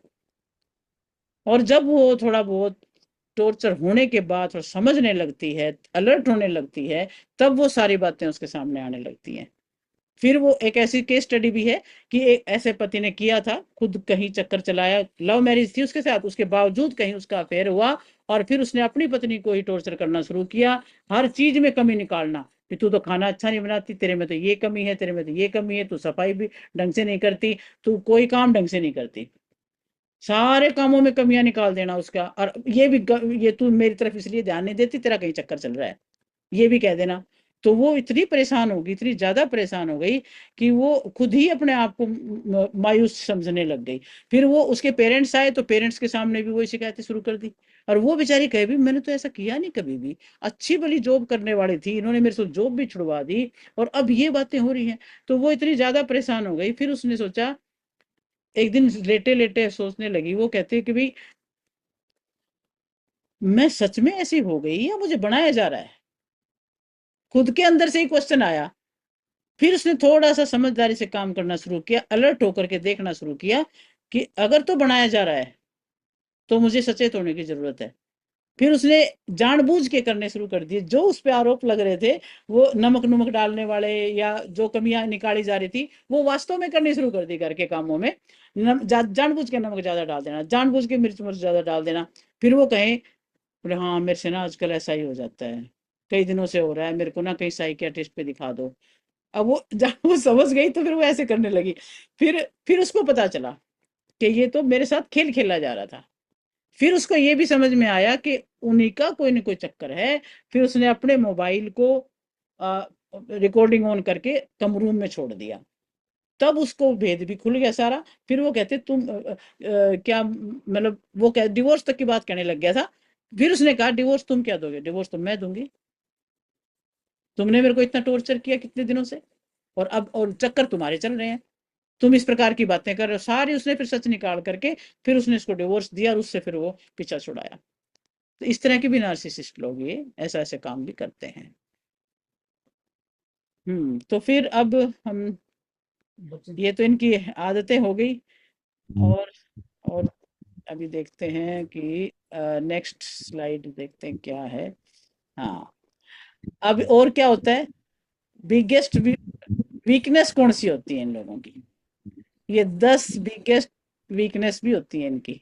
इनको ये चीजें भी लगती हैं, फियर ऑफ क्रिटिसिज्म, क्रिटिसिज्म भी नहीं सहन कर सकते ये, रिजेक्शन भी नहीं सहन कर सकते, और लूज कंट्रोल करते हैं, exposure, fear of exposure, revealing the truth, ये भी सब होता है। ये सारी बातें भी इनके साथ 10 बड़ी वीकनेस है।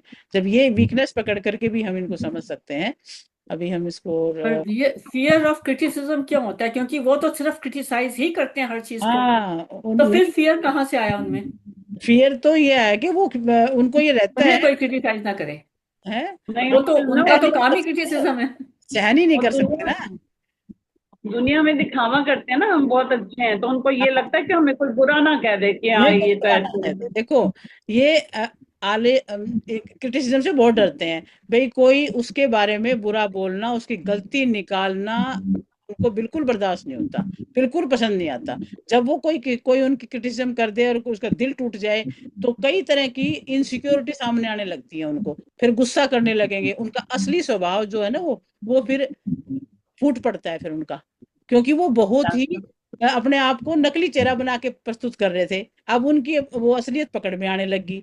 तो नार्सिसिस्ट को डांटने से मत डरना, उनकी असली छवि तभी निकल के आती है, असली गुस्सा, चिढ़ करके बोलेंगे और असुरक्षा का भाव उनका स्पष्ट नजर आने लगेगा। फिर अगर उनकी गलती पकड़ ली, उनको कह दिया कुछ तो वो तुमसे उलझने की बजाय फिर वो अपने दिमाग में फंसा रहता है। उनको अगर गलती उनकी निकाल दो, तो फिर वो इस तरह से फील करने लग जाते हैं फिर। दूसरी बात, वो गलती मानते तो है ही नहीं, फील क्या करते हैं, वो तो गलती मानते ही नहीं कभी गलती को अपनी। मानते ही नहीं ना वो। उनके मन में असुरक्षा तो आने लगेगी ना फिर, कि अब तू पकड़ में आ रहा है, तो अब तेरे अंदर ये जो है और वो उस आदमी को छोड़ देते हैं। मेरे को इसकी अपनी सगी भांजी ने कहा था, कहती है मामी जी मैंने एक दिन आपके फेवर में कुछ कहा था, हाँ, इसने उसी वक्त मुझे डांट के फोन काट दिया और 6 महीने मेरे से बात नहीं की। बात नहीं की। तो ये आलोचना से डरने वाली बात होगी ना, आलोचना सुन नहीं सकते ये लोग, ये सबसे बड़ी कमजोरी है इनकी। तो वो वहां बैठते ही नहीं, जहां उनकी आलोचना होती है वो उस जगह हाँ, दोबारा नहीं बैठेंगे, जाते, सही ये बात है। उनकी खासियत है। वो इनको अच्छी नहीं लगती है। दूसरी बात, फियर ऑफ रिजेक्शन एंड अबांडनमेंट। नहीं, अंदर से डर तो है ना इनको, इतना भी नहीं है कि ये तो हावी होना चाहते हैं ना। कोई इनको अगर बीच में टोका टोकी करे, तो कुछ कहीं ना कहीं तो इनका मन में भी डर आएगा ही ना। अब नार्सिसिस्ट लोगों को रिजेक्शन और अकेला छोड़ दिए जाने का भी तो डर है फिर। वो नहीं चाहते कि उनको कोई टक्कर दे, कोई रिजेक्ट करे, कोई उनको छोड़े। उन्हें तो सब कुछ कंट्रोल करना आता है। तो जब तुम उनकी बकवास पर ध्यान देना बंद कर देते हो, दूरी बनाते हो, या अपनी दुनिया में रहने लग जाते हो, तो उनको चोट पहुंचती है फिर वो इससे निपटना मुश्किल समझते हैं। इन इन लोगों का यही तो है, इनको इग्नोर करना पड़ता है। साथी बंदा कब तक सहन करेगा, वो इनको इग्नोर करेगा फिर। वो अपनी जिंदगी भी तो जीना चाहेगा। तो इनको ये डर तो है कि पकड़े गए तो फिर तुम्हें छोड़ देंगे, रिजेक्ट कर देंगे फिर तुम्हें। तो इसी ये उनकी कमजोरी भी है। इसी वजह से अपनी ताकत बढ़ा के रखो, जबकि हम उनकी कमजोरियां बढ़ाएं, उनके विचारों सुझावों को नकारें, उनसे थोड़ा दूरी बना के रखें। एक नार्सिसिस्ट बहुत चोट पहुंचाता है, क्योंकि जब भी वे किसी को अपना आपा खोते हुए देखते हैं, तो हमेशा गुस्सा ही निकालते हैं फिर वे। तो इनको ये भी डर तो है कि भी रिजेक्शन हो जाएगा तेरा, बिल्कुल सब छोड़ देंगे तेरे को। तो ये वीकनेस में आती है नहीं बातें। तो तीसरी बात आएगी फिर, एक नार्सिसिस्ट को कंट्रोल खोने का भी बहुत डर रहता है। नेचर ऑफ लूजिंग कंट्रोल, उनका नेचर होता है ना ये।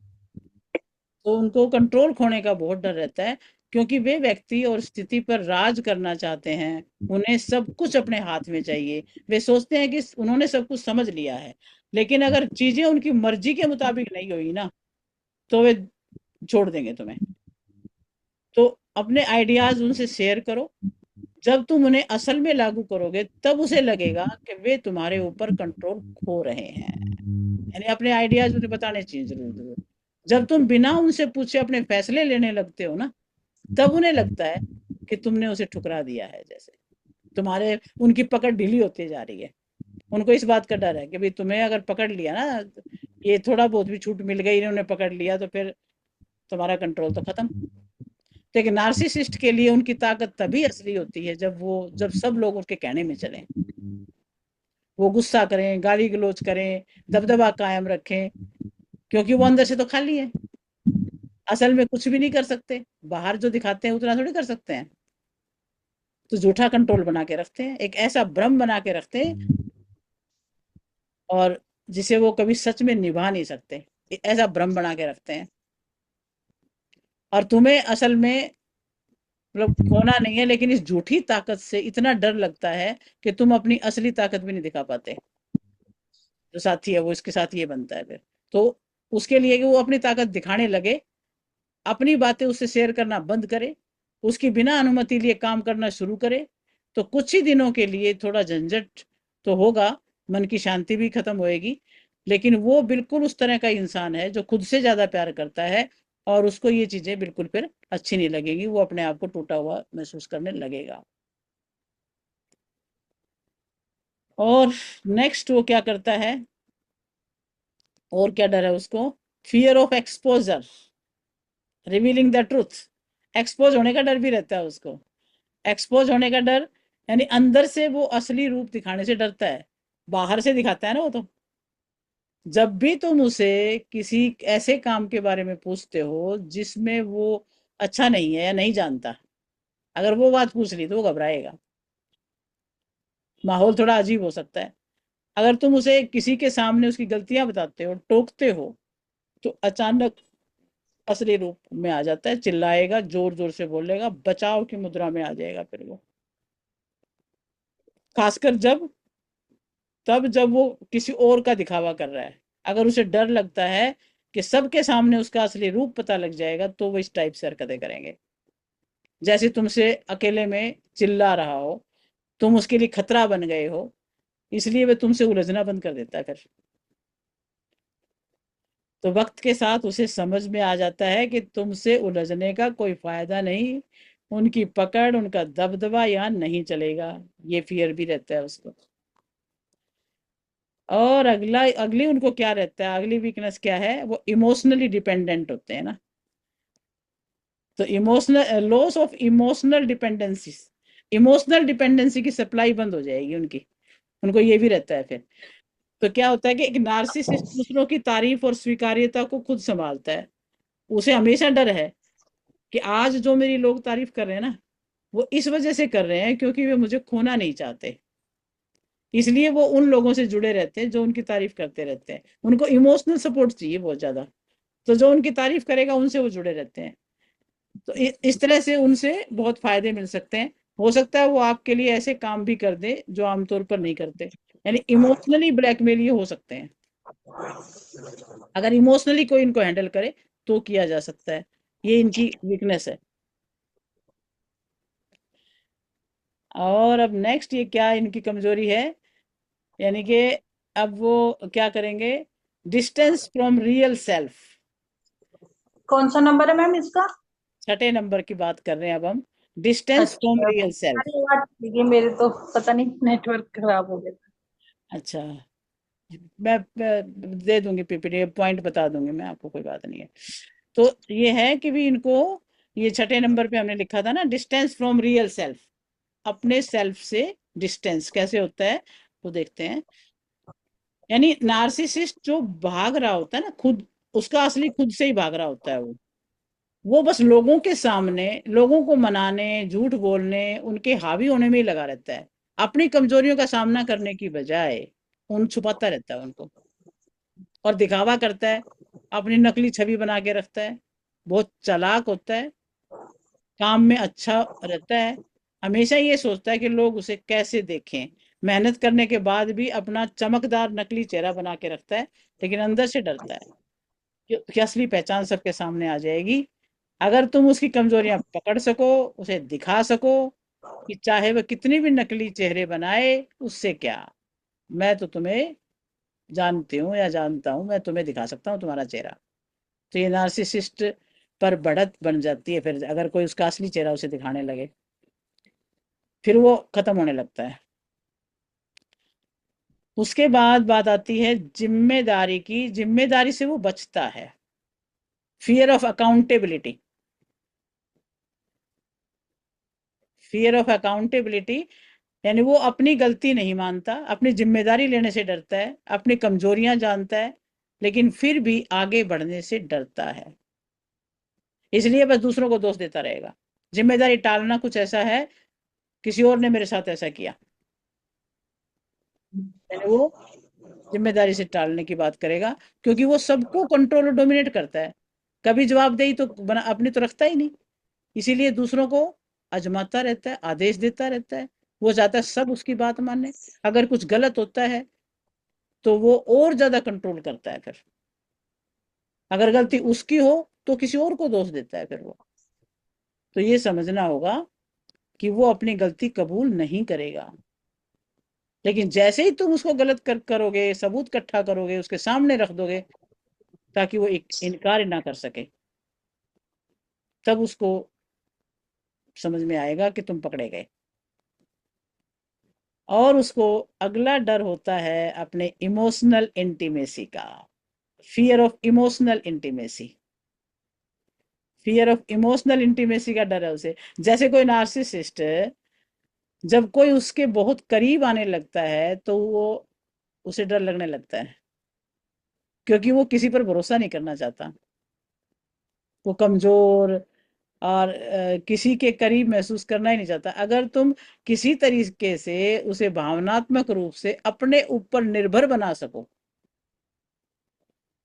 या उससे गहरा भरोसा जीत सको उसका, क्योंकि उसे तुम्हारी मंजूरी चाहिए होती है, और अगर उसे ये एहसास दिला सको कि नियंत्रण उसके हाथ में है, तो वो व्यक्ति फंस जाता है। तो ऐसे उसे आसानी से धोखा दिया जा सकता है। ये वो शख्स है जिस पे मेरा पूरा काबू है, मतलब ऐसा उनको एहसास हो जाए। और जब वो तुम्हारे पास कमजोर महसूस करते हुए आते हैं, तो तुम इसका फायदा उठाकर एक सीमा तय कर सकते हो, जहां वो तुम पर इतना भावनात्मक रूप से निर्भर हो जाए कि तुम्हारे खिलाफ जाने की हिम्मत भी ना कर सके। चाहे आसान नहीं है हम लोगों के साथ, ये कहना आसान है मैडम। वो इतनी ज्यादा एक्सपर्ट होते हैं कि इसके बारे में अब मुझे पता चला था, मैंने 40 साल कैसे काटे। विक्टिमाइज उनको, वो तुम्हें ट्रैप करके रखते हैं अपने हाँ, चंगुल में, वो चाहे उनको करते जो हैं। भी तरीका अपनाना पड़े। तो उन्हें तुम्हारी कमजोरियां पता चल जाती हैं और तुम्हारी कमजोरियों से ही तुम्हें दबा दबा के रखते हैं। और जब एक बार बंदा डिप्रेशन में चला जाता है ना, तो उसका फिर दिमाग नहीं काम करता। देखो, सभी एक तरह के नहीं होते ना, फिर कहीं ना कहीं ये भी बात होती होगी ना, इस तरह की भी, जो भावनात्मक इस हाँ तरह। नहीं, वही है कि अगर बंदा, जैसे अब मैं अपना, इंटेंसिटी की बात है, कितनी इंटेंसिटी से वो नार्सिसिस्ट है, किस टाइप का है। हाँ बिल्कुल हर एक का बिल्कुल। अपना अपना अनुभव है। अच्छा, फिर और एक और क्या इनको भय रहता है ऐसे लोगों को, नोट एक्सेप्टिंग द फेल्योर। ये फेल्योर एक्सेप्ट नहीं करेंगे, फेल्योर एक्सेप्ट नहीं करेंगे क्योंकि ये तो हावी रहना चाहते हैं। एक नार्सिसिस्ट कभी नहीं हारना चाहेगा, रिश्ते में कभी असफलता आती भी है तो अपने करियर में उसे सफलता असफलता को मानना बहुत ज्यादा मुश्किल है। तो जब भी तुम उसे गलती करते देखो, उसकी कमजोरी या असुरक्षा की तरफ इशारा करो। मतलब ऐसे बंदे के साथ रहने वाले के लिए ये थोड़े से पॉइंट्स, कि उसको पहली गलती में ही उसकी उसको बता दोगे तो ये तूने ये किया है, तो तुम्हें वो तुम्हें नीचा दिखाना शुरू कर देगा, फिर तुम उसकी सफलता में उसका साथ देना बंद कर दोगे। लेकिन जैसे ही तुम उसका साथ देना छोड़ दोगे, अगर सच में छोड़ दोगे, तो उसकी सारी ऊर्जा तुम्हें परेशान करने से हटकर अपनी समस्या को समझने कि अंदर क्या चल रहा है ये जानने में, खुद को और मेहनत करने में लग जाएगी, चाहे तुम्हारा साथ हो या ना हो। उसे अपनी देखभाल करनी होती है और गलतियां करने से बचना होता है। तो जैसे जैसे लोग बड़े होते हैं, उनकी चमक दमक और असर कम होने लगता है फिर ऐसे लोगों का। इसलिए ऐसे लोग आगे बने रहने की कोशिश करते हैं, ताकि वो अकेले ना रह जाएं। उन्हें लगता है कि जब उनकी ताकत और आकर्षण वैसा नहीं रहेगा, तो उनकी पकड़ भी खत्म हो जाएगी। और एक और भी भय रहेगा ना इनको, कि बुढ़ापे में अकेले भी तो पड़े रहोगे तुम। तो इसलिए भी वो अपना दबदबा बना करके, अपना प्रभाव बना करके, अपनी ताकत दिखाने में लगे रहेंगे। भी ये भी तो है कि अगर तुमने नहीं इनको रखा, तो फिर बूढ़े होगे तो अकेले पड़े रहोगे। जब बात बिगड़ती है ना, नोक झोंक होती है, तो नार्सिसिस्ट बिना वजह के उसको बढ़ा चढ़ा के कहता है। इसलिए कभी कभी हमें खुद भी थोड़ा सख्त होना पड़ता है, ताकि वो हद से आगे ना बढ़ जाए। तो ऐसे इंसान जो हैं कभी बदलने की कोशिश नहीं करते, तो उनकी तरफ दया दिखाने की बजाय हमें अपनी देखभाल करनी चाहिए। वो तो बदलेंगे नहीं, तो कभी कभी कुछ साहसिक कदम भी उठाने पड़ते हैं अपने आप को बचाने के लिए। बस चालाकी मत करो, लेकिन कभी कभी ऐसा लगता है कि कोई विकल्प ही नहीं है, आखिर में फिर वही करना पड़ता है। ये नार्सिसिस्ट की सबसे बड़ी कमजोरियां हैं, अगर इन्हें समझ जाएं तो भी इस्तेमाल करके खुद को बचाया जा सकता है। जिनके साथ हैं उनको ज्यादा अनुभव है, जैसे अब बता ही रहे हैं, और रेणुका जी को ज्यादा इसका अनुभव करना पड़ गया दुर्भाग्य से, हैं। तो ये कुछ एक कमजोरियां उनकी हमने डिस्कस की। और अभी हम हाँ, ठीक कैसे करें उस पॉइंट पे भी अब आएंगे। कुछ एक फ्रेजिज हैं जो ऐसे लोगों के साथ बोले जा सकते हैं, यानी जब वो कोई बात कहें, तो उनको जोर दे करके कहा जाए, उन क्लैरिफिकेशन मांगा जाए। ये कुछ एक फ्रेजिज हैं जो उनके लिए यूज किए जाते हैं। तो इनको भी हम एक एक करके देखते हैं कैसे कैसे इनको यूज किया जा सकता है। जैसे कि can you clarify that for me. ये है जैसे कहने। तो आप उनसे डिटेल मांगे, कोई भी बात वो कहे ना, तो उनसे डिटेल मांगे, क्लैरिटी मांगे। जैसे फॉर एग्जाम्पल उसने अपना कोई गोल उन्हें बताया, वैसे तो गोल बताना नहीं चाहिए ऐसे लोगों को, क्योंकि ये मानना तो इन्होंने है नहीं। वो आपके आइडिया को शुरू में ही रिजेक्ट कर देंगे। आप कोई भी अपनी बात बताओगे, उन्होंने रिजेक्ट करना ही करना है। तो फिर उनसे ये पूछें कि भाई क्यों रिजेक्ट कर रहे हो, ऐसी कौन सी कमी है मेरे आइडिया में, मुझे क्लैरिफाई तो करो। उनसे उसको क्लैरिफिकेशन मांगना चाहिए, फिर कुछ एविडेंस तो दो, मुझे पता तो चले। तो जब आप क्लैरिफिकेशन मांगते हो तो वे फंसने लगते हैं, फिर उनके पास वो कहने को कुछ है नहीं, क्योंकि वो तो हावी हो रहे थे बस। आपके आइडिया को रिजेक्ट करने का काम था उनका। तो इस तरह से वो क्लैरिफाई आपको क्लैरिटी देंगे ही नहीं, वो उठ तो के चले जाएंगे। फिर वो प्रैक्टिकली मैं बता रही हूँ। वो जब नहीं आप देंगे, उनसे कोई वाकई सवाल नहीं। पूछोगे, वो हाँ, सारा दोष तुम पे मढ़ के वहां से उठ के चले बस, जाएंगे। हाँ, बस बस बट एस्केप। टेंशन में तो आ जाएंगे मैम, हाँ, टेंशन में आ जाएंगे, तो वो डाउट हो क्लैरिफिकेशन जाएगा हमें उनको। हमें मतलब ऐसों को ऐसे नहीं छोड़ देना चाहिए कि बताओ हम्म। ही ना। क्लैरिफिकेशन मांगो ताकि वो फंसने लगे, दूर हटे। अच्छा, दूसरी बात कौन से शब्द और यूज कर सकते हैं? भाई वो जो भी बात बोल रहे हैं, जैसे मान लो, तो हम उसको ये कहें, I understand but you think but. मतलब एकदम से उनकी बात को सिरे से ना निकाल के उनको थोड़ा इमोशनली बोल के कहे, हाँ मुझे समझ तो रही हूँ मैं, लेकिन ये जो लेकिन शब्द है ना, इस पे थोड़ा जोर देना। यानी तुम जो कह रहे हो ठीक है, तुम्हारा आइडिया मेरे पास आ गया, लेकिन अपनी बात को बहुत अच्छे ढंग से कह करके उसे पूछा जाए। कई बार अपनी टोन को वो बहुत ऊंचा कर देगा, मतलब बड़ा वो मतलब चुप कराने के लिए कई बार बड़े उल्टे सीधे एविडेंस भी देने लग जाएगा। आपको बहुत माइंडफुल रहना है, बात को ध्यान से सुन करके बस यही कहना है कि हाँ भाई बात तो तुम्हारी सही है, आप कह तो सही रहे हो, लेकिन मेरी भी तो बात सुन लो, मेरी भी तो समझ लो, मेरा आइडिया भी तो समझने लगो। तो आप उनको अगर इस तरह से पूछेंगे, तो उनको फिर या तो जवाब देना पड़ेगा या फिर चुप हो जाएंगे, फिर वो कहीं ना कहीं कुछ तो करेंगे। फिर उनको लगेगा कि आप समझदार हो रहे हो, कहीं ना महसूस होगा उनको।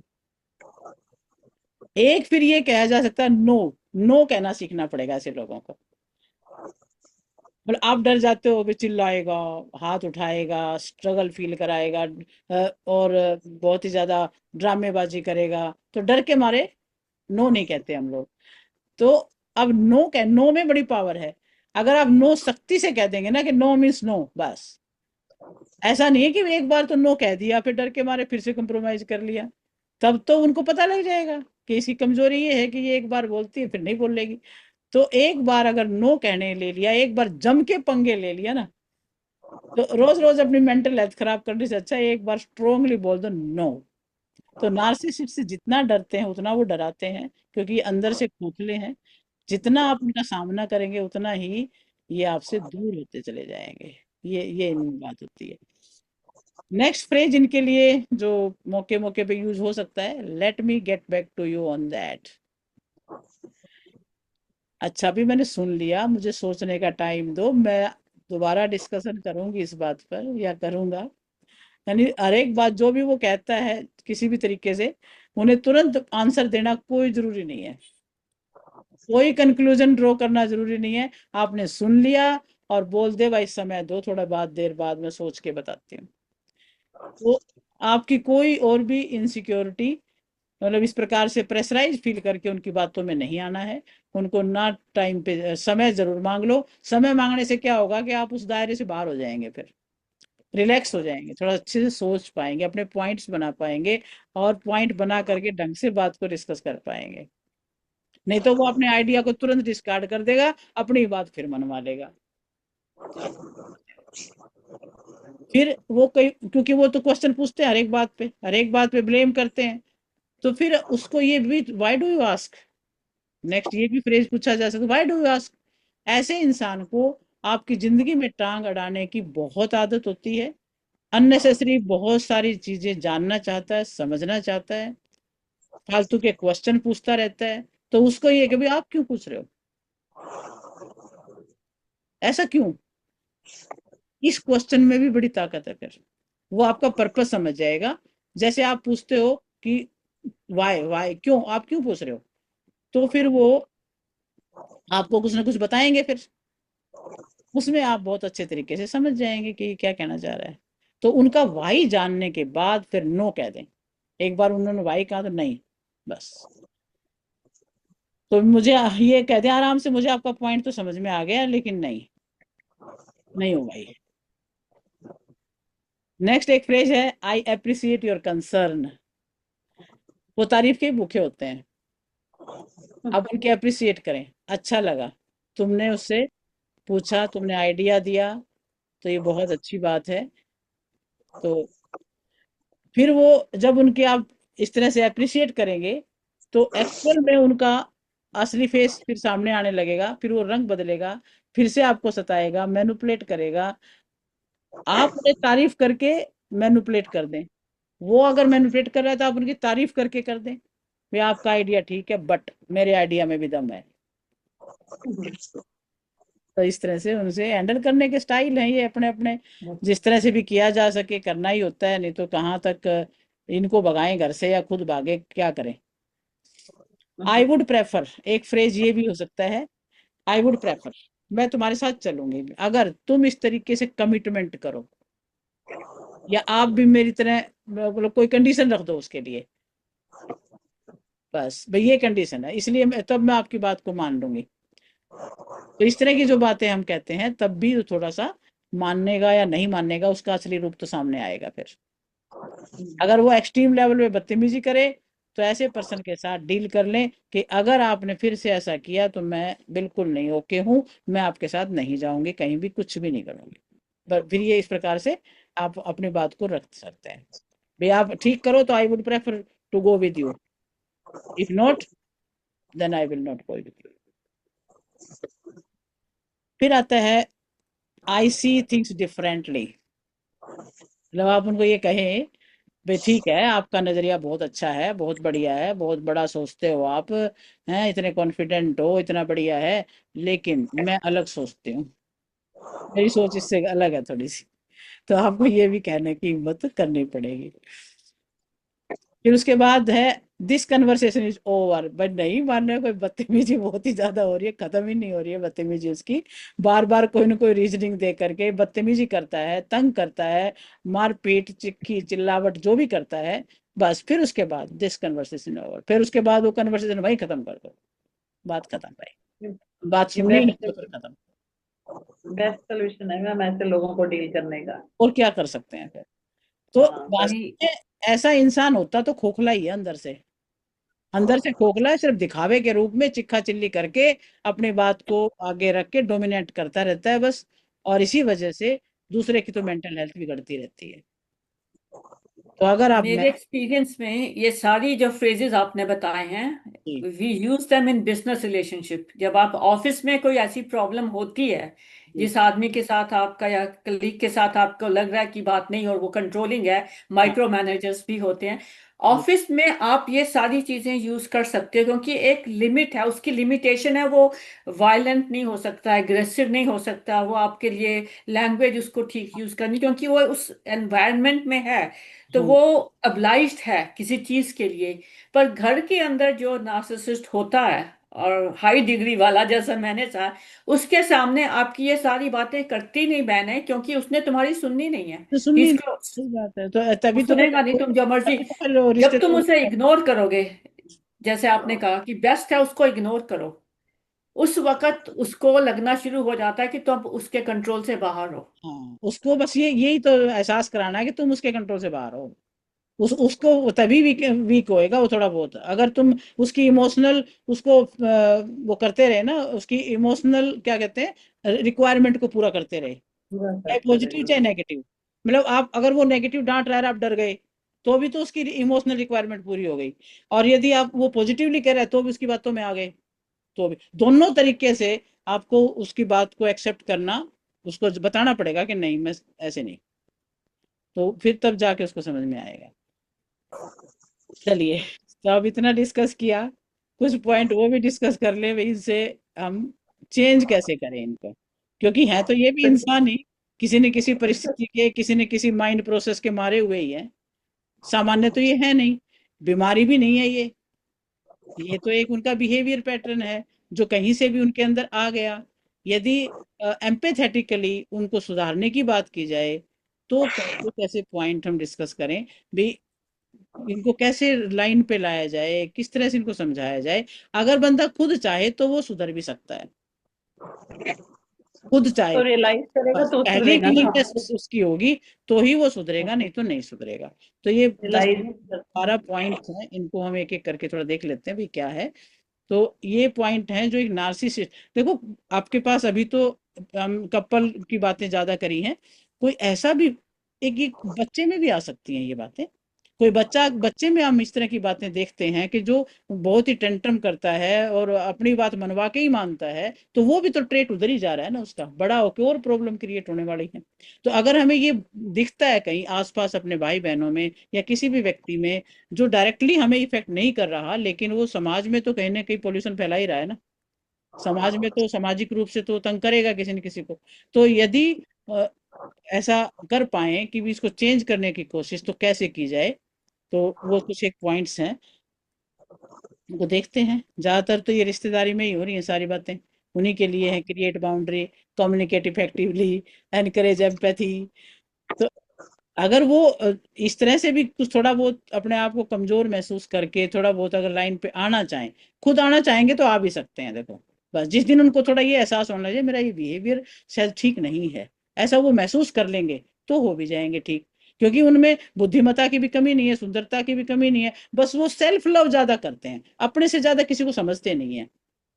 सबसे बड़ी ये बात है उनके अंदर, बस दूसरा बंदा कुछ है ही नहीं मेरे सामने, चाहे वो सुंदरता के रूप में, चाहे बुद्धि के रूप में, चाहे वो टेंट्रम बाजी में, वो दूसरे को कुछ समझते नहीं है, ये तो पक्की बात है ही।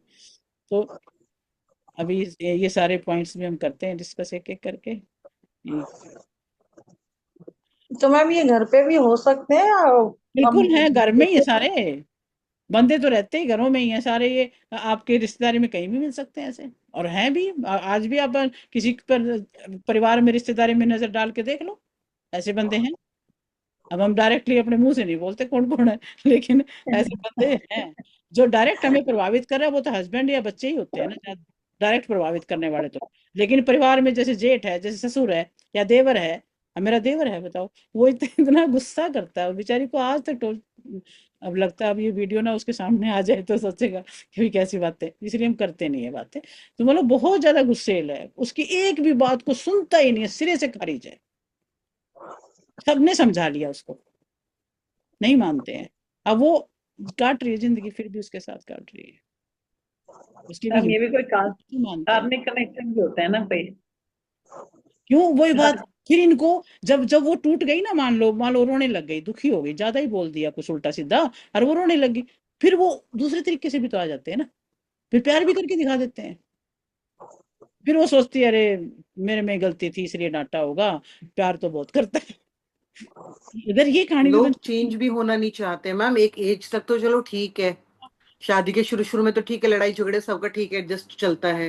हाँ बाद हाँ, में चेंज भी नहीं होना चाहते हैं अपने आप बस को। बस क्या करें, फिर उनको कोई रास्ता नजर नहीं आता।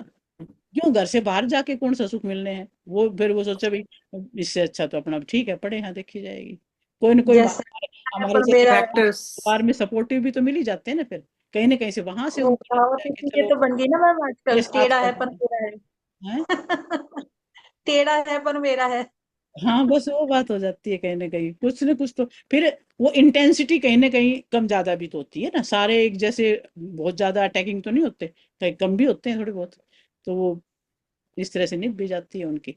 तो कुछ एक ये बातें हम ये भी डिस्कस करते हैं। एक तो देखो इनके साथ क्या है, बाउंड्री क्रिएट, 12 इफेक्टिव टेक्निक्स हैं जिनसे हम नार्सिसिस्ट से थोड़ा थोड़ा अपने आप को बचा सकते हैं।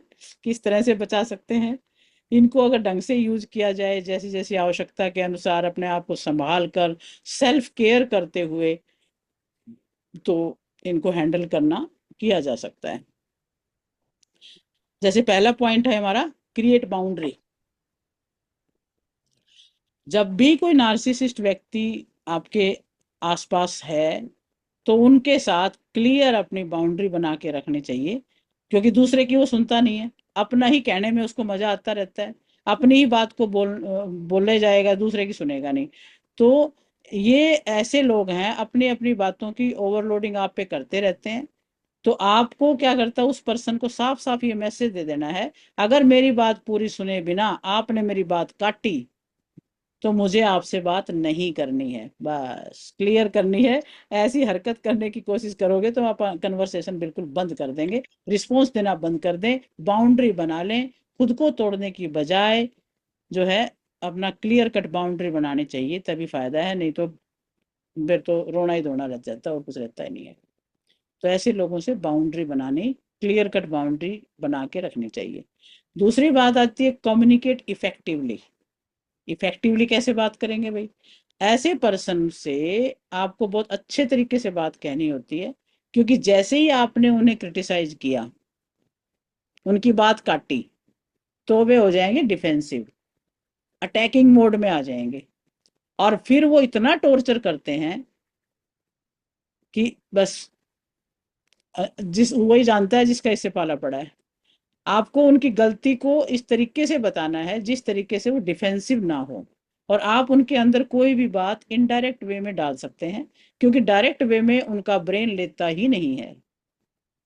जैसे आप कैसे कहेंगे, सपोज आपको उनकी बात काटनी है, आपके हर आइडिया को डिस्कस करने की आदत है, तो आप उन्हें बोले आई फील इस ये बोल करके कह सकते हैं कि मुझे भाई, मैं आपकी बात को पूरा करने से पहले ही जो है वो आपकी बात नहीं सुनेगा, वो शुरू कर देता है कहने, आपकी बात को पूरा सुनता ही नहीं है। तो क्या होता है कि आपकी बात अंदर दबी रह जाती है। तो फिर आप उनको कह सकते हो कि भी देखो, मैं अपनी बात कहना चाहती हूँ, तो आप मेरी बात को पहले ही काट देते हो, पहले मेरी बात को पूरा सुनो। तो आपको इफेक्टिव वे में किसी तरह से अपनी बात उस तक पहुंचानी है। इनडायरेक्ट वे में कहेंगे तो वो इतना डिफेंसिव नहीं होगा, डायरेक्ट वे में कहेंगे तो वो अटैकिंग मोड में आकर के और फिर आपकी बात को बिल्कुल काट के और आपको ही बुरा बना के बैठ जाएगा वो। तो स्ट्रेटेजी बना करके और बड़े ही कुछ चुने हुए शब्दों के साथ, एक टोन को भी ऐसे करके, किस तरह से वो सुन पाएगा, वो आपको उस वक्त एटीट्यूड को देख करके बात करनी पड़ेगी। तो ये थोड़ा तरीका इसका देखना पड़ेगा। तीसरा है एनकरेज एम्पैथी। एम्पैथी एनकरेज करें कि भी मैं उनका ध्यान रखता हूँ, ध्यान मैं बहुत ही ज्यादा, यानी वो एम्पैथी कौन रखते हैं, जो अच्छे लिसनर होते हैं, वो सुन सुन लेते हैं उनकी बात, ऐसे लोग सुना के खुश होते हैं। तो ऐसे पर्सन में थोड़ा एम्पैथी को एनकरेज किया जाए, इस तरीके से आप कोई एग्जाम्पल दे करके, किसी दूसरे का एग्जाम्पल दे करके, यानी वो लोग सुनते नहीं ना, तो उनको इस तरह का कोई एग्जाम्पल दो तो वो सुने, किसी तरह से कोई कहानी बता करके उनको बोलने का जो इस तरीके से आप जो उनको एग्जाम्पल देंगे, अगर वो आपकी बात को सुने बिना बीच में ही काट देता है तो कैसा महसूस होगा। उनको ऐसे क्वेश्चन पूछे जा सकते हैं, भाई आपकी बात को कोई ऐसे काट दे तो आपको कैसा लगेगा। तो आप किसी को अपनी अचीवमेंट के बारे में बता रहे हो, आपको कोई इग्नोर कर रहा है, तो फिर आपको कैसा लगेगा। तो इस प्रकार से कोई बात कह करके, कोई एग्जाम्पल दे करके, या फिर ये बताएं कि भी आप वहाँ फलां जगह बात कर रहे थे तो आपके पीछे से लोग ऐसी ऐसी बातें कर रहे थे, आप थोड़ा सा उनकी भी सुना करो। अगर आप उनकी सुनोगे तो वो तभी तो आपको बैठने देंगे ना, अगर आप ही सुनाते रहोगे तो कौन सुनेगा। यानी इस तरह से एम्पैथेटिकली उनको सुनने के लिए तैयार करें, कोई ना कोई कहानी सुना करके, कोई एग्जाम्पल दे करके, किसी तरह से भी। चौथा इसमें पॉइंट है री इन्फोर्स पॉजिटिव बिहेवियर। अब आप एफर्ट डाल रहे हैं और फिर बाय चांस वो पर्सन कुछ भी ऐसा पॉजिटिव करता है, यानी आप उसको समझने की या सुधारने की कोशिश कर रहे हैं, और फिर भी वो ऐसा पॉजिटिव कोई पॉजिटिव काम करने लग जाए वो, तो तुरंत उसको एक्नॉलेज कर दें, अप्रिसिएट कर दें, उसकी बड़ाई कर दें कि भी हाँ आपने ये ऐसा किया, बहुत अच्छा लगा। तो एक नार्सिसिस्ट के साथ हम जो उनका नेगेटिव बिहेवियर होता है उसको हमेशा क्रिटिसाइज तो करते रहते हैं, पिन पॉइंट करते रहते हैं, और डर से उनसे अलग भी हो जाते हैं। लेकिन यदि वो पॉजिटिव करता है या पॉजिटिव कोई कोशिश भी करता है तो उसकी अप्रिसिएट जरूर करें। अप्रिसिएशन उनको बहुत अच्छी लगती है, क्योंकि इंसान अंदर से खोखला है, अंदर से उसको भरने का मौका तभी मिलेगा जब उसकी अप्रिसिएशन की जाएगी। अब जैसे बच्चे हैं, अपने बच्चे भी तो कई बार वो जो ना मचल जाते हैं, बिरज जाते हैं, किसी तरह मानते ही नहीं है, फिर हम उनको थोड़ा सा उनकी प्रेज करते हैं, थोड़ी बहुत उनको मनाने की कोशिश करते हैं, उनकी बात को सही ठहराने की कोशिश करते हैं, तो फिर थोड़ा सा वो नॉर्मल होकर के बात करते हैं। तो थोड़ी बहुत अगर पॉजिटिविटी है तो उसकी प्रेज करके उनको थोड़ा सा खुश करके फिर उनको ऐसा बनाया जाए कि वो आपकी बात को सुने।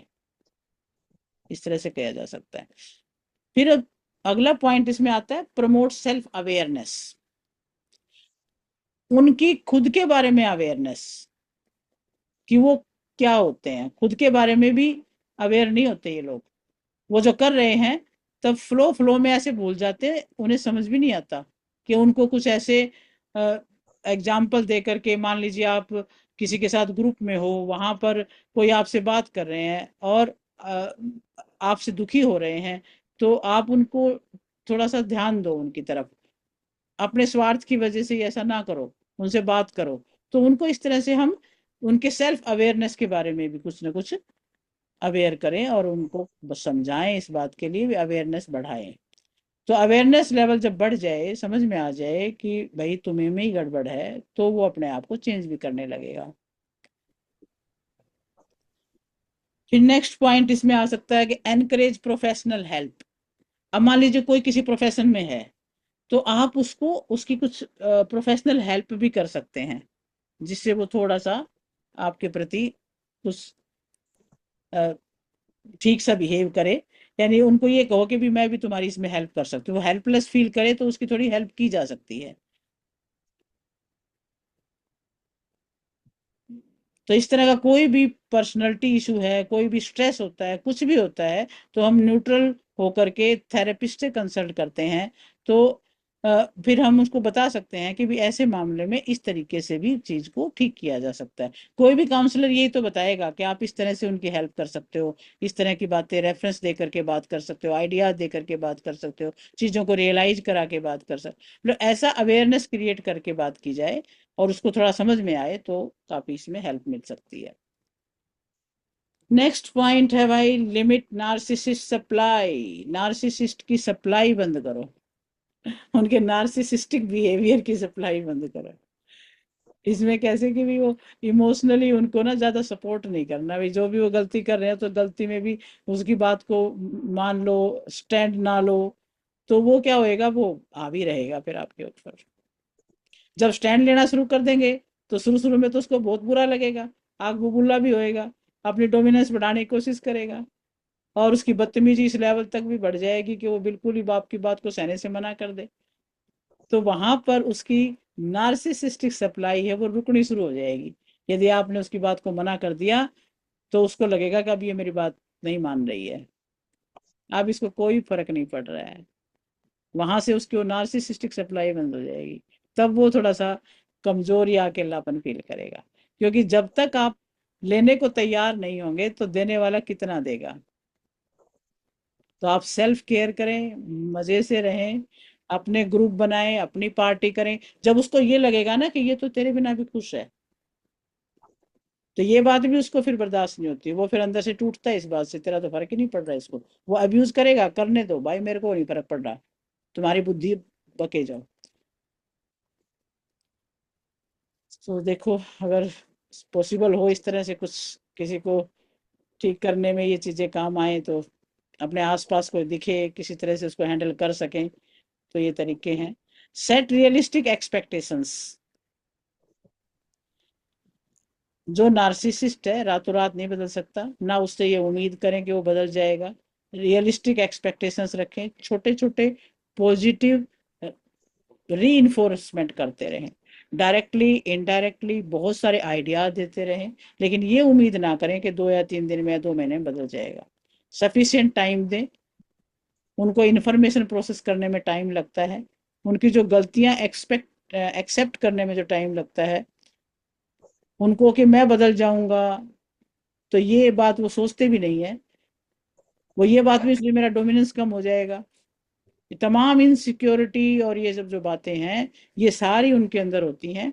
तो धीरे धीरे चेंज आएगा, लेकिन आ सकता है यदि कोई पेशेंस में रह करके उनको इस तरह से कोशिश करें। और भाई सारे आपने कोशिश कर ली, नहीं मानते तो भाई फिर अलग होने में ही भलाई है फिर। 9वां पॉइंट इसके अंदर आता है focus on mutual benefits. Mutual benefits पर ध्यान दें। ध्यान से, अगर आप किसी को ध्यान से सुनते हैं, किसी को सपोर्ट करते हैं, किसी के आइडियाज को प्रमोट करते हैं, घर में हेल्प करते हैं, दूसरों को फ्रीडम देते हैं, तो उसके कितने म्यूचुअल बेनिफिट्स होते हैं कि वो भी लड़ाई झगड़ा कर इस तरीके से रोका टोकी कर अपनी चला करके भी तो वो परेशान रहते हैं ना। उनके अंदर भी जो नेगेटिव इमोशन होते हैं वो उनको परेशान करते हैं। तो उनके एक विन विन सिचुएशन वाला उन पर उनका फोकस वहां पर शिफ्ट करें कि भी एक दूसरे का साथ देने में ज्यादा बेनिफिट है। ये नहीं है भी आप अकेले अकेले रिश्तों में अगर साथ देंगे तो देखो कितनी अच्छी अच्छी बातें होंगी। हम एक साथ चीजें सेलिब्रेट करेंगे, एक साथ घूमने जाएंगे। तो म्यूचुअल बेनिफिट्स का भी धीरे धीरे उनको एहसास करवाएं कि अकेले में कोई आनंद नहीं है। परिवार के साथ बैठने में, उनके साथ घूमने फिरने में, सेलिब्रेशन में, उसी में आनंद है। ये आप ऐसे एक अकेले करते रहेंगे तो घर की तो शांति भंग हो जाएगी। तो इस तरह से म्यूचुअल बेनिफिट का भी उनको एहसास कराएं। नेक्स्ट आता है एनकरेज ग्रुप इंटरेक्शन। एक ऐसे लोगों को ना ग्रुप इंटरेक्शन में किसी तरह लाया जा सके और उनकी बातों को कहीं ना कहीं एक्नॉलेज करते हुए भाई तुम सही कह रहे हो, उनकी बातों का छोटे छोटे प्लान आइडियाज ऐसे बना करके ग्रुप्स में डिस्कस करें, उनकी बातों को पसंद करें, तो वो फिर इसमें पार्टिसिपेट करें और उसमें खुश रहना शुरू करें। परिवार के साथ अगर खुशी महसूस करनी शुरू करेंगे तो फिर वो उसमें इन्वॉल्व होकर के अपने विकराल रूप को थोड़ा कम कर सकते हैं। और भाई नेक्स्ट पॉइंट आता है हमारा हाईलाइट द इम्पोर्टेंस ऑफ इस रिलेशनशिप। वही बात आ गई, इमोशनशिप का, रिलेशनशिप का जो भी इम्पोर्टेंस है वो हाईलाइट करें। Promote the concept for growth mindset. ये ग्रोथ माइंडसेट के भी होते हैं। तो एक पैटर्न डेवलप करने की कोशिश करें कि अब ऐसा नहीं है कि नार्सिसिस्ट आदमी ग्रोथ ओरिएंटेड नहीं होता, उनका ग्रोथ माइंडसेट नहीं होता। बड़े बड़े अचीवर्स भी ऐसे हो जाते हैं। उनका फिक्स्ड माइंडसेट जो होता है ना वो डोमिनेंस का होता है, उसको ब्रेक करना है। तो एक ग्रोथ माइंडसेट वहां पर उनका करियर, करियर में ही नहीं, माइंडसेट सेल्फ ग्रोथ के लिए, रिलेशनशिप में ग्रोथ के लिए, पर्सनैलिटी को इम्प्रूव करने के लिए कैसे ग्रो कर सकते हैं, उसके पैटर्न्स इनको माइंड में छोड़ने बहुत ज्यादा जरूरी है। भाई तुम्हें एक ही साइड में थोड़ा ना ग्रो करना है, सभी साइड में ग्रो करना है। तो उसको भी प्रमोट किया जाए तो भी इस तरह से काम कर सकते हैं। तो भाई ये हैं कुछ तरीके हैंडल करने के, ये हमने सब देखे समझे। ये सारे इफेक्टिव हैं और ये यूज किए जाते हैं। साइकोलॉजिस्ट ने ही इनको यूज करके इनकी लिस्ट बनाई है, उन्हीं से हमने लिए हैं ये। तो काउंसलिंग सेशंस में ये सब इनको यूज करते होते हैं, इन सब बातों को बड़े डिटेल में करने होते हैं। हमने तो बहुत थोड़े में थोड़ा समय लगा करके इन सबको एक एक को समझा है। बाकी अगर इनको ढंग से किया जाए तो कुछ न कुछ स्वभाव इनका बदला जा सकता है।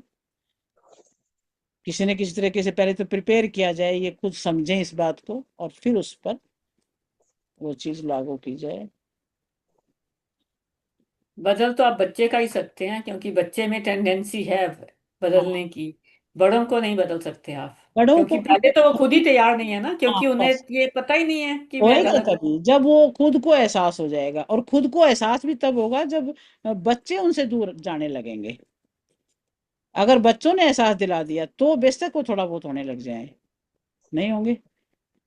मेरे घर में मैंने देखा है ना, जब बच्चे दूर गए तो एक ही जवाब मिला, इस औरत ने बच्चे मैनिपुलेट कर लिए, मेरे खिलाफ बस वो भड़का परेड दिए। के पीछे पड़ा हुआ था ना बुरी तरह से, बच्चे छोड़ दिए उसने हैं। अरे ये नहीं कि अभी खुद उसने अपनी सारी प्रॉपर्टी भांजे भतीजों के नाम करी इंडिया में। यहाँ से अपनी कमाई, मेरी कमाई से घर चलाता था, अपनी कमाई पूरी इंडिया अपना भेजता था। जीवन का ना, सब कुछ बहन भाइयों के नाम है और भांजे भतीजों के नाम है। अपना लाइफ को ना, लाइफ के प्राइम टाइम को बर्बाद करके छोड़ देते हैं ऐसे लोग हैं।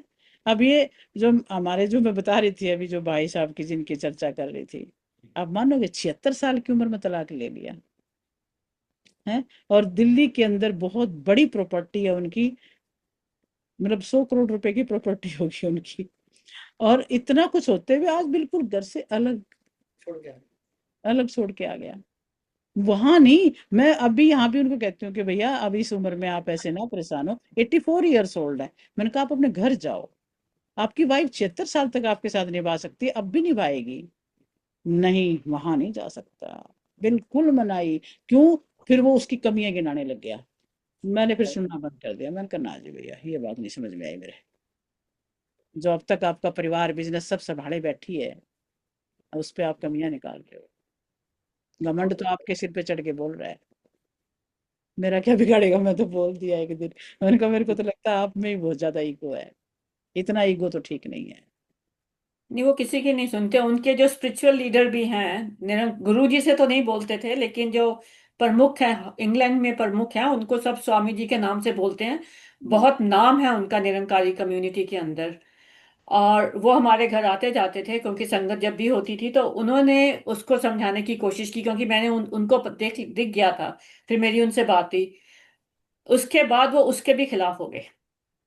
हो गए होंगे। वो भी उनका दुश्मन बन गया, जो उनको समझाने की कोशिश करता है कि आप देखो, ठीक कहीं हो। ना कहीं अब नॉर्मलिटी तो है ही है। बस ये तो ये है कि भाई साइकोलॉजिकल के रूप, साइकोलॉजिकल तरीके से हैंडल करने की कोशिश की जाती है। कुछ हो भी जाते हैं, कुछ नहीं होते तो अपना जिंदगी बर्बाद करते हैं। अपने भी करेंगे, अपने परिवार की भी करेंगे, फिर माहौल तो खराब वहीं होते ही होते हैं। तो जितना भी हो सके, अपना आप एक काउंसलर के रूप में होकर के, यदि आप एक उसको प्रैक्टिकल रूप में एक सब्जेक्ट मान करके यदि आप ये सब चीजें अप्लाई करें, फिर देखो रिजल्ट आता है नहीं आता है। तो जो भी असल में आपको मुझे नॉलेज ही नहीं थी ना इन सब चीजों की उस वक्त। तो आई वॉज इसको एक टोटली अनअवेयर। मुझे पता ही नहीं था कि ये भी करेक्टर इंसान का हो सकता है। मुझे तो यही कहा जाता था इंडियन आदमी ऐसे ही होते हैं, कोई बात नहीं है ना, सभी ऐसे होते हैं, गुजारा करो, तुम अपना घर संभालो, अब तुम्हारे बच्चे हैं, कहाँ जाओगी। मतलब किसी को भी नहीं पता था। मैं किसी को दोष नहीं देती। बस पता ही आज नहीं। मैं खुद बस कहती हूँ कि मेरी गलती थी, क्योंकि मैंने उसे एम्पावर किया, मैंने उसे एनकरेज किया। क्योंकि मैं बर्दाश्त कर लेती थी हाँ, तो वो एम्पावर हो जाता था। और आप की एम्पावर हो हद जाता तक था। करते चले गए।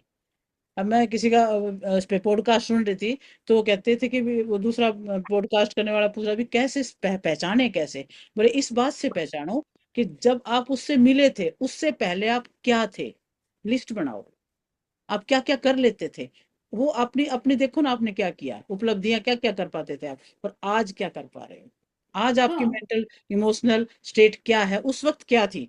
यदि वो डाउन जा रही है, इट मीन्स आप ऐसे बंदे के साथ रह रहे हो। उसको समझने में बहुत साल लग जाते बहुत हैं ना। साल लग जाते हैं, कहते हैं। बहुत साल लगे मुझे वो ये बात समझने में। और ये जब आपके पैर उखड़ने लगे ना, तभी अवेयर हो जाना चाहिए। आप तो बिल्कुल बोले नाक तक पानी आ जाए तब तब आप नहीं, सोचते उसके हो। बावजूद भी मैंने कहा ना, मैं समझ भी रही थी, पर मेरे को कहीं ना कहीं ये था कि ही इज इमोशनली वीक।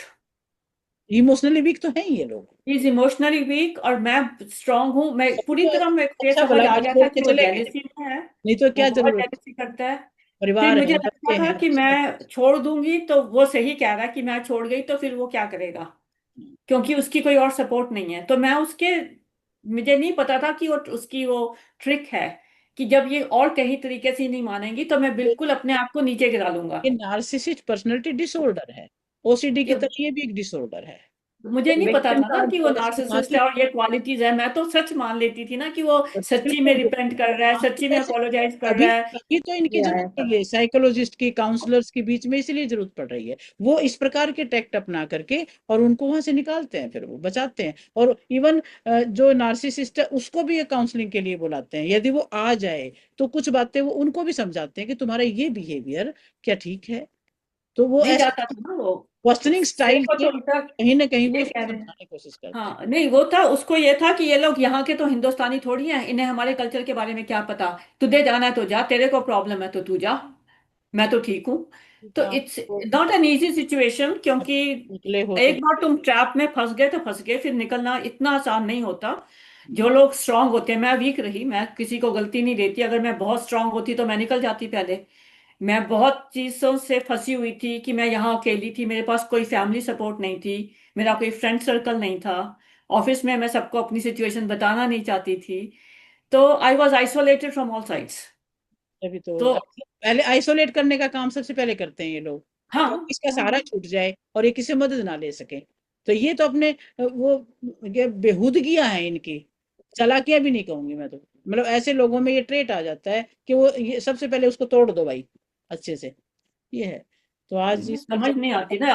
अब आप पढ़ लिया सारा कुछ, ये सब मैंने 20 साल पहले पढ़ा होता तो समझ सही आती। बात है, तब आप उसको समझ जाते जल्दी और कोशिश भी करते ताकि ठीक लाइन पे आ जाए, आ जाता तो ठीक था।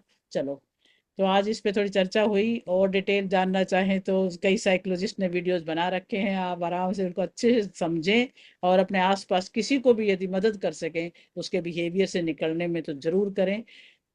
तो एक एनएलपी प्रैक्टिशनर के रूप में इस प्रकार से आप हेल्प कर सकते हैं। जब पता लग जाए बिहेवियर डिसऑर्डर का तो उसको आप कैसे हैंडल करेंगे, उस सबको आप और डिटेल में जाके समझ सकते हैं। और भी कल हम इस पे और चर्चा करेंगे कि मैच मेकिंग में किस तरह से वो हमारे जो पीआईपीज काम आती हैं उनको देखेंगे, और थोड़ा सा जो भी रह जाएगा एक आधी टेक्निक भी हम शुरू करेंगे। अब ये इसके बाद मेरे ख्याल से एनएलपी के टॉपिक जो है हो चुके हैं, कुछ टेक्निक करेंगे, कुछ रेकी में कुछ क्वेश्चंस होंगे उनको हैंडल करेंगे, और अपना ये सिलेबस 2-3 दिन में कंप्लीट करते हैं। ठीक है, मैम कुछ अच्छे टॉपिक्स मिले तो भेजना हम लोगों को भी ग्रुप में, कुछ अच्छा अच्छा आपको वीडियोस मिले ना कि हाँ इफेक्टिव है, ठीक है। हमारे इससे ग्रुप में इससे डालते रहना, हम रिलेटेड, लोग भी और रिलेट हो पर्सनालिटी जाएगा। डिसऑर्डर से रिलेटेड बता दूंगी। हाँ हाँ, ये आप समझ लेना अच्छे से, कोई दिक्कत नहीं है। मैडम मुझे आपसे एक रेकी के बारे में क्वेश्चन पूछना था। मैं थोड़ी सी कंफ्यूज हूँ। जब आपने कहा था कि हम चोकरे 2 हाथ से बनाते हैं तो हमारी डायरेक्शन कौन सी होनी चाहिए? अब मैं तो अपोजिट डायरेक्शन में बनाती हूँ, आप सेवन बना के पीछे से बना दो, कोई प्रॉब्लम नहीं, सेवन बन रहा है क्योंकि दोनों एक साइड में तो जाएंगे नहीं, वो थोड़ा मुश्किल हो जाता। तो आप ऐसे ही बनाओगे ना? वो एक ना क्रिया सिंबल भी है ये, ऐसे ऐसे आमने सामने बनाते हैं तो ये क्रिया सिंबल बन जाता है, ये भी बड़ा यूजफुल होता है। तो ऐसे? हाँ बिल्कुल, आप बना सकते हो ऐसे दोनों हाथों से, ये बन सकता है। ओके। हाँ, कोई दिक्कत। और इसके बाद अमिता 4th लेवल के लिए भी कह रही हैं, तो अब आपका भी मूड बने मुझे जरूर बताना। नेक्स्ट का टॉपिक्स बता देना मैम, क्या रेकी का क्या 4th रहेंगे। लेवल ना, रेकी का 4th लेवल। रेकी का 4th लेवल के टॉपिक्स बता देना जब शुरू करना, टॉपिक क्या तो क्या उसमें तो रहेंगे। आप रेकी आचार्य बनते हो, फिर आप खुद शक्तिपात ग्रैंड ग्रैंड है ना, master, reiki master, grand master में और थोड़ा सिलेबस और हो जाता है दूसरा है। एक बार टॉपिक बता देना मैम, ठीक कंटिन्यू करो। ठीक है, मतलब चलिए ठीक है जी, नमस्कार। Okay ma'am, thank you, bye bye. Deep discussion हुआ। मैम और शाम को लेंगे आप क्लास, अ, लेना है शाम को आज? आज वो मेडिटेशन वाली, नहीं वो नहीं ले रही हूँ मैं आज मैं शाम वेट करती हूँ, फिर मैं इंतजार को। करके भी चल जाती हूँ, जी, ठीक है? मेरे में ख्याल होता नो है। प्रॉब्लम। शाम की नहीं, सुबह सुबह की लेती हूँ आजकल। ठीक है, जी, ठीक है। कोई नहीं। ओके मैम, नमस्कार। बाय।